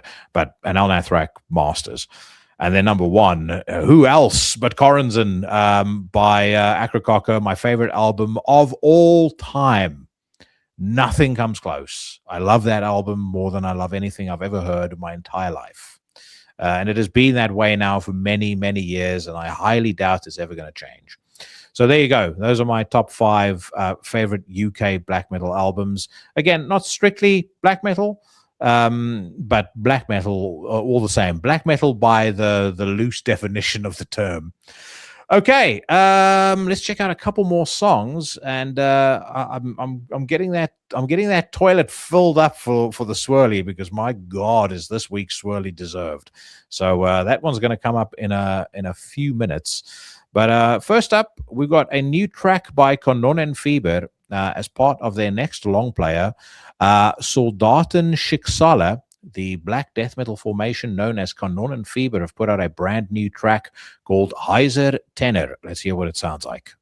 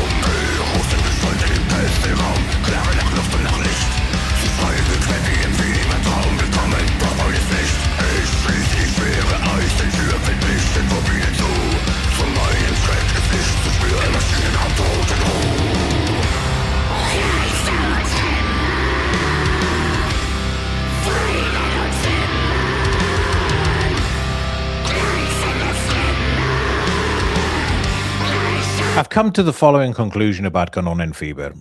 They are to black metal what Amon Amarth is to death metal, in that they're clearly going to be a prolific ambassador for the genre. Like, a lot of people are going to be into them. Kanonenfieber put on a hell of a show. Like I've mentioned before, I saw them play with Panzerfaust a couple of years ago, and it was a great show. Really atmospheric. They set the stage really, really well. But in terms of music I like and music that I gravitate towards, they missed the boat. Increasingly, I just feel like the Kanonenfieber's music just sounds very gimmicky to me. It doesn't sound like serious black metal. Doesn't have the sinister feeling. It doesn't have the sinister vibes that I'm after when I listen to black metal, nor the abrasiveness. And again, I must be honest with you, I find the themes of the First and Second World War to be really, really played out when it comes to extreme music. I know that's rich coming from somebody that listens to songs that are almost entirely about Satan, or I should say not listens to, because we all listen to it, but praises songs that are entirely about Satan. But I don't care. I'm sick and tired of hearing about the First and Second World War. I must be honest. 1914's last album was very good. But if I never hear a new song about some other battle from one of those two conflicts, I'll be absolutely fine. We've heard Bolt Thrower. 1914 have put out some great records. Marduk have put out some great records. It's done now. Time out. So again, I think if you're a Kanonenfieber fan, you're gonna dig it. If you're not, if you're like me, there is nothing about that track that has convinced you to maybe do a double take on their music and give them another chance. Now let's move on to the biggest release of this month, potentially one of the biggest releases of this year. Loads of you guys sending me messages about this. Mayhem have dropped a brand new track called Realm of Endless Misery, and of course, Liturgy of Death, the new Mayhem album, has been released. Many of you asking me what I think of the record. I'm going to get to that in just a few minutes, but let's first get 120 seconds or so of Realm of Endless Misery.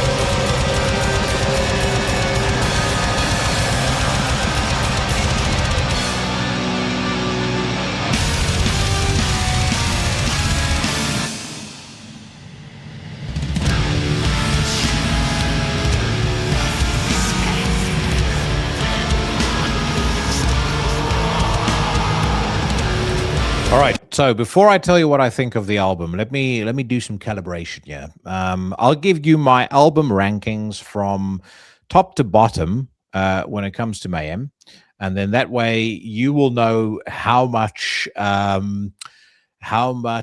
credibility, or not credibility, how much weight to attach to what I think of this new Mayhem record. So at number 6, and by the way, I'm going with full-length albums only, no EPs, no demos, no nothing, just full-length records. Number 6, Grand Declaration of War, which I actually don't mind. I think it's a good album, but it's my least favorite Mayhem album. At number 5, Chimera, which again I think is a very good album. But again, I have to stack rank these somehow. At number 4, Esoteric Warfare, which I think is highly slept upon. I think it's a fucking superb record. Number 3, Ordo Ad Chaos, masterpiece. Number 2, Demon, masterpiece. Number 1, Dimmu Dom Satanas, also a masterpiece. So that's how I would rank them. But none of those albums, I would give Grand Declaration of War maybe a 7 out of 10. Everything else is an 8 out of 10 and above. Dimmu and Demon, 9.5, 10 out of 10, depending on how I feel on the day. Question, therefore, is where does Liturgy of Death slot into that? And I would say it's too early to compare or too early to make up my mind. But I think the more I listen to it, the more I think it sits quite comfortably either between Demon and Ordo ad Chaos, or between Demon and Dimmu Dom Satanas. And yes, I said it. I said it and I meant it. That's how much I love this new record. To me, it is a brilliant album. There is no question in my mind whatsoever that it is an early front runner for one of my favorite albums of the year. I mean, it's going to have to be an extraordinarily competitive field for this to not be in my top 5 of 2026. I think every single song is superb. I love the fact that there's a definite hint of Telok's other band, Nadinger, in some of the riffing on this record. There's some of the vibe of Demon is retained, but they've also included some of the weirdness and some of the atmosphere from Ordo ad Chaos in small bursts, but it's there. And you can hear it on songs like the final track on the record, which happens to be my favorite song on the album, The Sentence of Absolution. But again, overall, I think there's been a nod to the old. There's definitely a pressing forward and evolution into newer territories. And also, as a side note, I should mention, I think this album features probably the most focused and the most dynamic vocal performance that I've ever heard from Attila. In between the screams, the growls, the weird chanting and singing, even some fucking voodoo shit at the end of the record. I absolutely love it. I understand there's some people that don't like it. My very good friend Marco doesn't like it, but Marco stopped liking all new releases beyond everything that was recorded after 1992. He generally doesn't enjoy. He sometimes allows himself a few guilty indulgences, and he'll go with a March 93 release. And I'm just kidding around, of course, but yeah, he doesn't like it for some reason. I've seen a couple of other people that don't like it either. I cannot concur with that opinion, I'm afraid. I think it's fucking brilliant. This is exactly the kind of album that I want from Mayhem in 2026. And it doesn't sound like, a band that's been around for ages and is trend chasing or playing to a brand, doing what's expected of them. They're just being Mayhem. And in being Mayhem, they're fucking excellent. So absolute top notch, all kudos in the world goes to these guys. I think they are fucking fantastic, and I'm so happy that they've put out a record like this year. And again, won't prove all the doubters, or won't silence all the doubters and the naysayers, but I don't give a fuck. I love it. End of story. So that's my thoughts on the new Mayhem. And as far as that single is concerned, like every song on the record, it also gets a top notch. One thing I would say is it's not a record to listen to in fits and starts. Listen to it end to end. It's a dark, sinister journey, and you're just not going to be able to get enough of it if you give it the time of day. Okay, let's wrap things up. We're going to move over to Blabbermouth. Check out what the latest bullshit stories are in here. John Tardy says that Obituary's goal is to start putting ideas down for the next studio album for possible 2027 release. I kind of feel like Obituary are at a point in their career where they shouldn't even bother putting out new records anymore. They have enough of a catalog that if they just go and play live based on that catalog, they'll be absolutely fine. I certainly don't necessarily want to hear any new Obituary songs if I see them live either. They're one of the few bands where I would say that. If they only play stuff off the first 4 albums or first 3 albums, I'd be perfectly fine with that. Combat Records is back under new ownership. I read about this, and I think it's actually a pretty good move. I think there's a huge amount of considering the legacy and the back catalog under the Combat Records banner. You've got Death, Scream Bloody Gore. You've got Seven Churches by Possessed. You've got Megadeth. You've got Exodus. You've got Cause for Alarm by Agnostic Front. So you've got tons of opportunity to do vinyl reissues and do various special editions. Then you also have, and that's of course depending on rights holders and who owns the masters and all that jazz. But you have lots of opportunity there. You also have lots of opportunity to tap into, just from a business perspective, some licensing revenue. A lot of documentaries and things like that being produced right now. So you could tap into some money there, and then honestly, I think the Combat Records legacy and reputation is such that if the new owners are smart in new bands that they sign, you could really do well with it. You'd lend some instant credibility to some of those new bands, and so long as those new bands deliver the goods, you'd have it made in the shade. First two bands that I would sign: Fugitive, number 1; number 2, The Furor. So there you go. You're welcome, owners of new owners of Combat Records. What else have we got here? Mostly just dog shit. Oh, actually, this was interesting. So ex-Morbid Angel drummer Pete Sandoval says he has finally been properly diagnosed as autistic, and says it explains so much. I mean, basically, he goes through, or he posted this on Instagram, mentioned that he had gone through the, what is it called here? The ADOS 2 Module 4 test. And then effectively it confirmed that he had been, or that he has been autistic since childhood. And over the years, he mentions that it affected how he communicated, how he processed sound, how he interacted with people. Now at the age of 61, he mentions, having clarity has brought a lot of peace. It explains so much. I'm still here playing, still creating, still grateful. After back surgery, after life challenges, and now with a better understanding of my own mind. Look, from my perspective, I think however he's gotten to a place where he is happier, healthier, more sober, and he's still performing at an elite level, more power to him. I don't care if it's with Jesus or with fucking Tony Robinson videos, whatever gets him into a good place, that is absolutely fine by me. By the way, I'd love to have him on the show. I consider Pete to be one of the greatest of the great drummers. Super influential, such a unique way of playing, and such an influential, I was already mentioned influential, but just an all-round fucking champion when it comes to drumming. One interesting thing as well, just on the autism piece, I was reading some data about this the other day, and apparently people aged between 45 and 54, the diagnosis rate for autism is only 0.6 in 1,000. For ages 55 to 64, it's 0.4 per 1,000 people. For 65 and older, it's 0.2 per 1,000 people. And then for children currently between the ages of 5 and 8, it is 30.3 per 1,000 children. So, I'm not going to, before you switch this off thinking I'm about to go into an anti-vaccination rage. No, what I'm actually saying is I suspect in the later generations there's probably a fair bit of underdiagnosis when it comes to autism, and I think that's why and I would hope that that's why some of the stigma around autism is dying down as well, because a lot of people see their kids being diagnosed with autism. Maybe they see some of those traits in themselves and they go, well, if I were younger and I went through the test, who knows whether I would have been diagnosed. There's no question that I think there's a lot of overdiagnosis as well, in kids that are younger nowadays. And that's partly because a lot of the schools have a financial incentive to have kids that are diagnosed with autism because they get grants from the government for it. But, I think the real figure of who's actually autistic and who isn't is probably somewhere in the middle between the 0.4 extreme and the 30.3.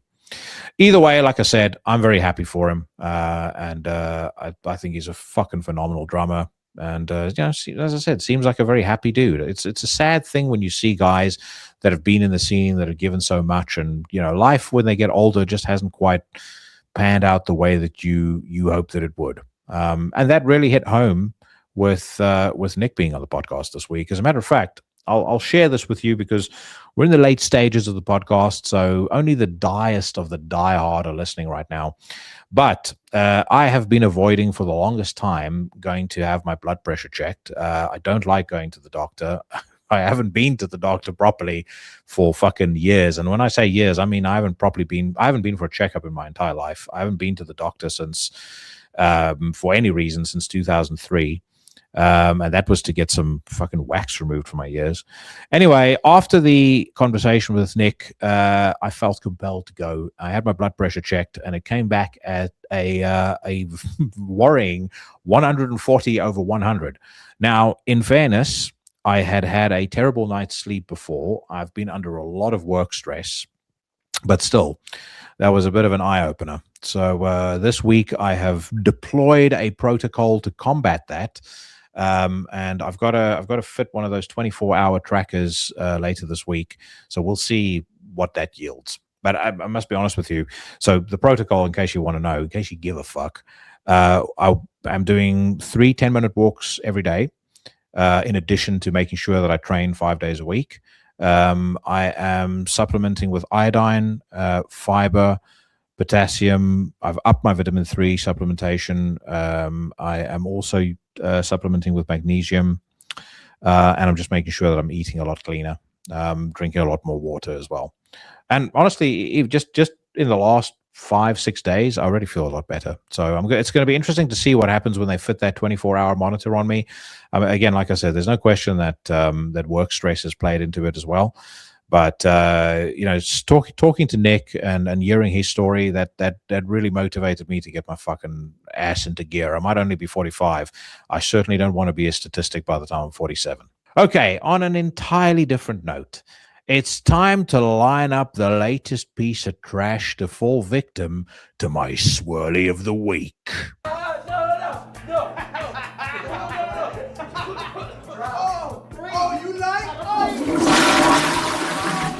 This week's swirly recipient is found over at a website called loadedradio.com. They call themselves the Hard Rock and Metal Station.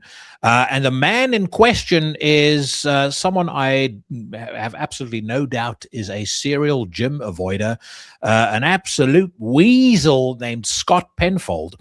He writes, "The Grammys hate metal again. Why tonight's awards still treat heavy music like an afterthought." If you've listened to the news rant low these many years, you have heard me talk on several occasions how much I absolutely despise when people who profess to be from the scene are clamoring for mainstream acceptance and for commercial love. And I've never understood it. You get it mostly from the poser websites, the poser magazines like Corrap, Metal Hammer, Metal Injection, and all of that fucking bullshit. But it's there, and it's completely antithetical to what metal is about and should be about, as far as I'm concerned. But anyway, let's read through some of this shite, and then I'll give you my thoughts as we make our way through what Scott has concocted here. Now, he starts off by saying, "Do the Grammys really respect metal in 2026? Short answer, they acknowledge metal's legends, but still sideline the genre when it comes to real visibility." It kind of seems almost like from the off, like Scott wants to try and paint the metal scene as some sort of marginalized group and some sort of group of victims that almost need to be granted minority status in the music scene. "The 2026 Grammy Awards air tonight, February 1st, hosted by Trevor Noah." Trevor Noah, by the way, third after Stephen Colbert and Jimmy Kimmel as the 3 people that I would most like to stick in one of those circus cannons and literally fire straight into the middle of the deepest, most shark-infested part of the ocean that I could possibly find. "Metal is nominated across several categories, and Ozzy Osbourne will be honored with a star-studded tribute, yet most metal awards remain off the broadcast, and heavy bands rarely perform in prime time. Recognition is there, prioritization still isn't." So that word prioritization is so fucking naive. I mean, firstly, does Scott actually think that the Grammy Awards is about artistic integrity? The best band wins. We all submit our music, and I think I got a chance this year with my 500 listens on Spotify because I made the best music. It's all about eyeballs glued to screens for as long as possible. I don't think the producers give two shits about about what they're actually presenting music wise, just as long as it's popular and as long as it keeps people interested. I mean, if you look at the fucking deplorable garbage that was, in the album of the year category this year, with some of the musicians that performed. I mean, I use the term musicians loosely, but I mean, all of that stuff is just unlistenable crap. No two ways about it. But like I said, they don't give a shit. All they care about is who's the most popular, who keeps them, who keeps the viewers glued to the screen, who keeps the sheep interested. And when that's your main objective, then of course you're going to go for the bands that are the most popular or that sell the most. And I'm sorry to say this, but as much as metal might be having a relatively good year creatively and sales-wise, it sounds to me like things are going relatively well. Lots of people going to shows. I mean, we are still as a genre nowhere near fucking rubbish like Billie Eilish, Youngblood, Lady Gaga. Billie Eilish's Spotify listen count, just as one data point, I believe is something like 90 million. Now, if you look at the bands that were nominated on the best metal category at the Grammys, I think the most popular might be Spirit Box or Sleep Token, and that's maybe 3 or 4 million. So, 3 or 4 million, pretty fucking great. Most of the music that we listen to is probably never going to get anywhere near that. But 90 million? Why, if you're a producer of a show that doesn't care about music and only wants people's attention, why are you going to prioritize something that is, infinitely less popular than the crap that you can promote to people? And they talk about Ozzy Osbourne. Yeah, Ozzy Osbourne is a pure anomaly. I personally think he's someone who transcended his music when it comes to fame. A lot of his fame, especially in the modern day, came largely from the success of the reality show. I personally hated the reality show. I didn't like watching it. I hated how they presented him. But that's why a lot of people know him and why a lot of people like him. So, yes, of course, it's nice to see him honored.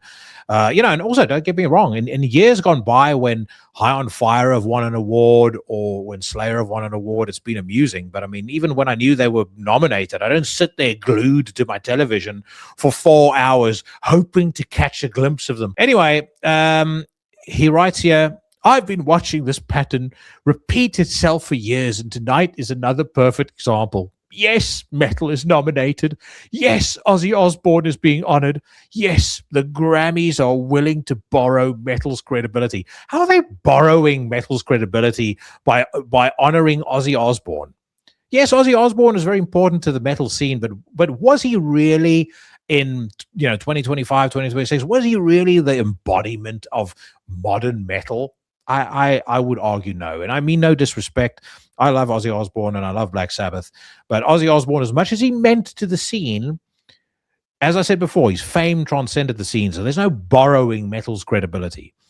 But when it comes to giving heavy music some real airtime, the kind that tells casual viewers this matters, the genre is once again pushed to the edges.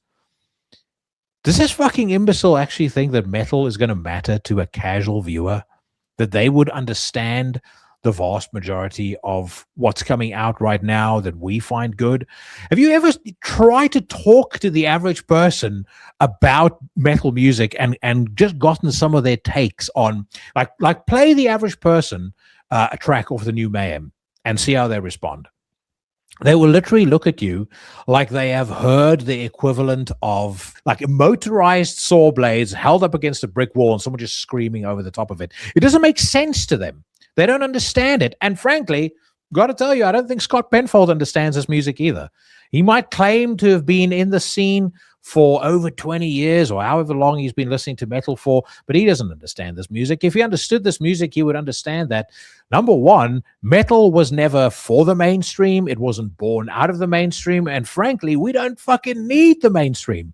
I don't want the mainstream. It would make me physically sick to my stomach if I saw the bands that I love, if I saw Werewolves and Mayhem and Ecclese and the Antichrist Imperium. I mean, obviously, it'd be a cold day in hell before this happens, but if I saw any of those bands anywhere near a fucking Grammy Award stage, if a fucking sniveling dweeb, a weasel, a loser like Trevor Noah is talking about my music like he knows something about it, I'd fucking hate it. I'd absolutely despise it. And I never got into metal because I wanted to be away from the mainstream, but I got into metal because it appealed to someone with my way of thinking, with my way of viewing the world. And I think that's what many people, what attracted many people to the metal scene as well. I suspect Scott, as much as he's been in this for as long as he claims he's been into it, he either stopped paying attention, stopped listening, or is just a tourist. And the vast majority of casual people that would ever get into metal, most of them are tourists too. We've spoken about it many times before, but there's so many people that you meet that were into heavy music when they were in the 8th grade or in the 10th grade, and then come the 12th grade, no, I discovered alternative. I discovered soft rock, or now I'm a raver. But they were never really into it. Once you're truly into it, you're into it for life, and you for goddamn sure know that the mainstream, the commercial acceptance has nothing to do with it. What last year proved, Gojira won, and most people never saw it. At the 67th Annual Grammy Awards in February 2025, Gojira won Best Metal Performance during the pre-telecast ceremony. They were nominated for Mea Culpa, their reimagining of the French Revolution era standard, a performance that had already stunned a global audience during the 2024 Olympic Games opening ceremony. I hate the Olympic Games, by the way. Absolutely fucking hate it. I hate the Olympic Games, and at the risk of making myself unpopular, I also hate the Super Bowl. If you want to watch a fucking real sport, watch rugby. And it happened off camera. That one perfectly encapsulates the Grammys metal problem. Meaningful recognition, minimal visibility. Recognition from the Grammys mean absolutely fuck all when it comes to real metal. Nothing. As a matter of fact, I want as little recognition from them as I possibly can. I would love if they announced that the metal category was stricken from the show altogether, because we have been successful despite them. We will continue to be successful despite them. Metal has survived every fucking trend you can imagine, from disco to punk to new wave to goth to grunge to anything imaginable. Metal has stayed strong and has stayed evolving and stayed changing, and we have done so despite the lack of any sort of mainstream love, credibility, acceptance, or validation. People that beg for this or beg for it, like I said, they're fucking weak. They don't understand this music. Scott, I'm afraid, has written this article, I'm sure with the best of intentions, but that is not going to save him from a train spotting style toilet double dunk. And that, my friends, is the swirly of the week. All right, that brings us to the end of another scintillating episode of Into the Necrosphere. Big thanks to Nick Barker, my guest. Make sure you check out his GoFundMe. If you have a couple of dollars to spare, like I said, throw it his way. He will very much appreciate that. And he will be back on the podcast at some point, nearer the time of his autobiography being released. I think we'll definitely do something again. Next week, like I said, Sakis Tolis from Rotten Christ. He's on the podcast. And I am going to finish off the show as promised with a track off that Catalepsy demo, Faces of Death. We're going to listen to a song called Devoured from Within. I want to say to you, my brothers, my legion, whatever it is that you are doing right now and wherever it is that you are going, stay safe, stay healthy, and I'll see you bad motherfuckers again next week.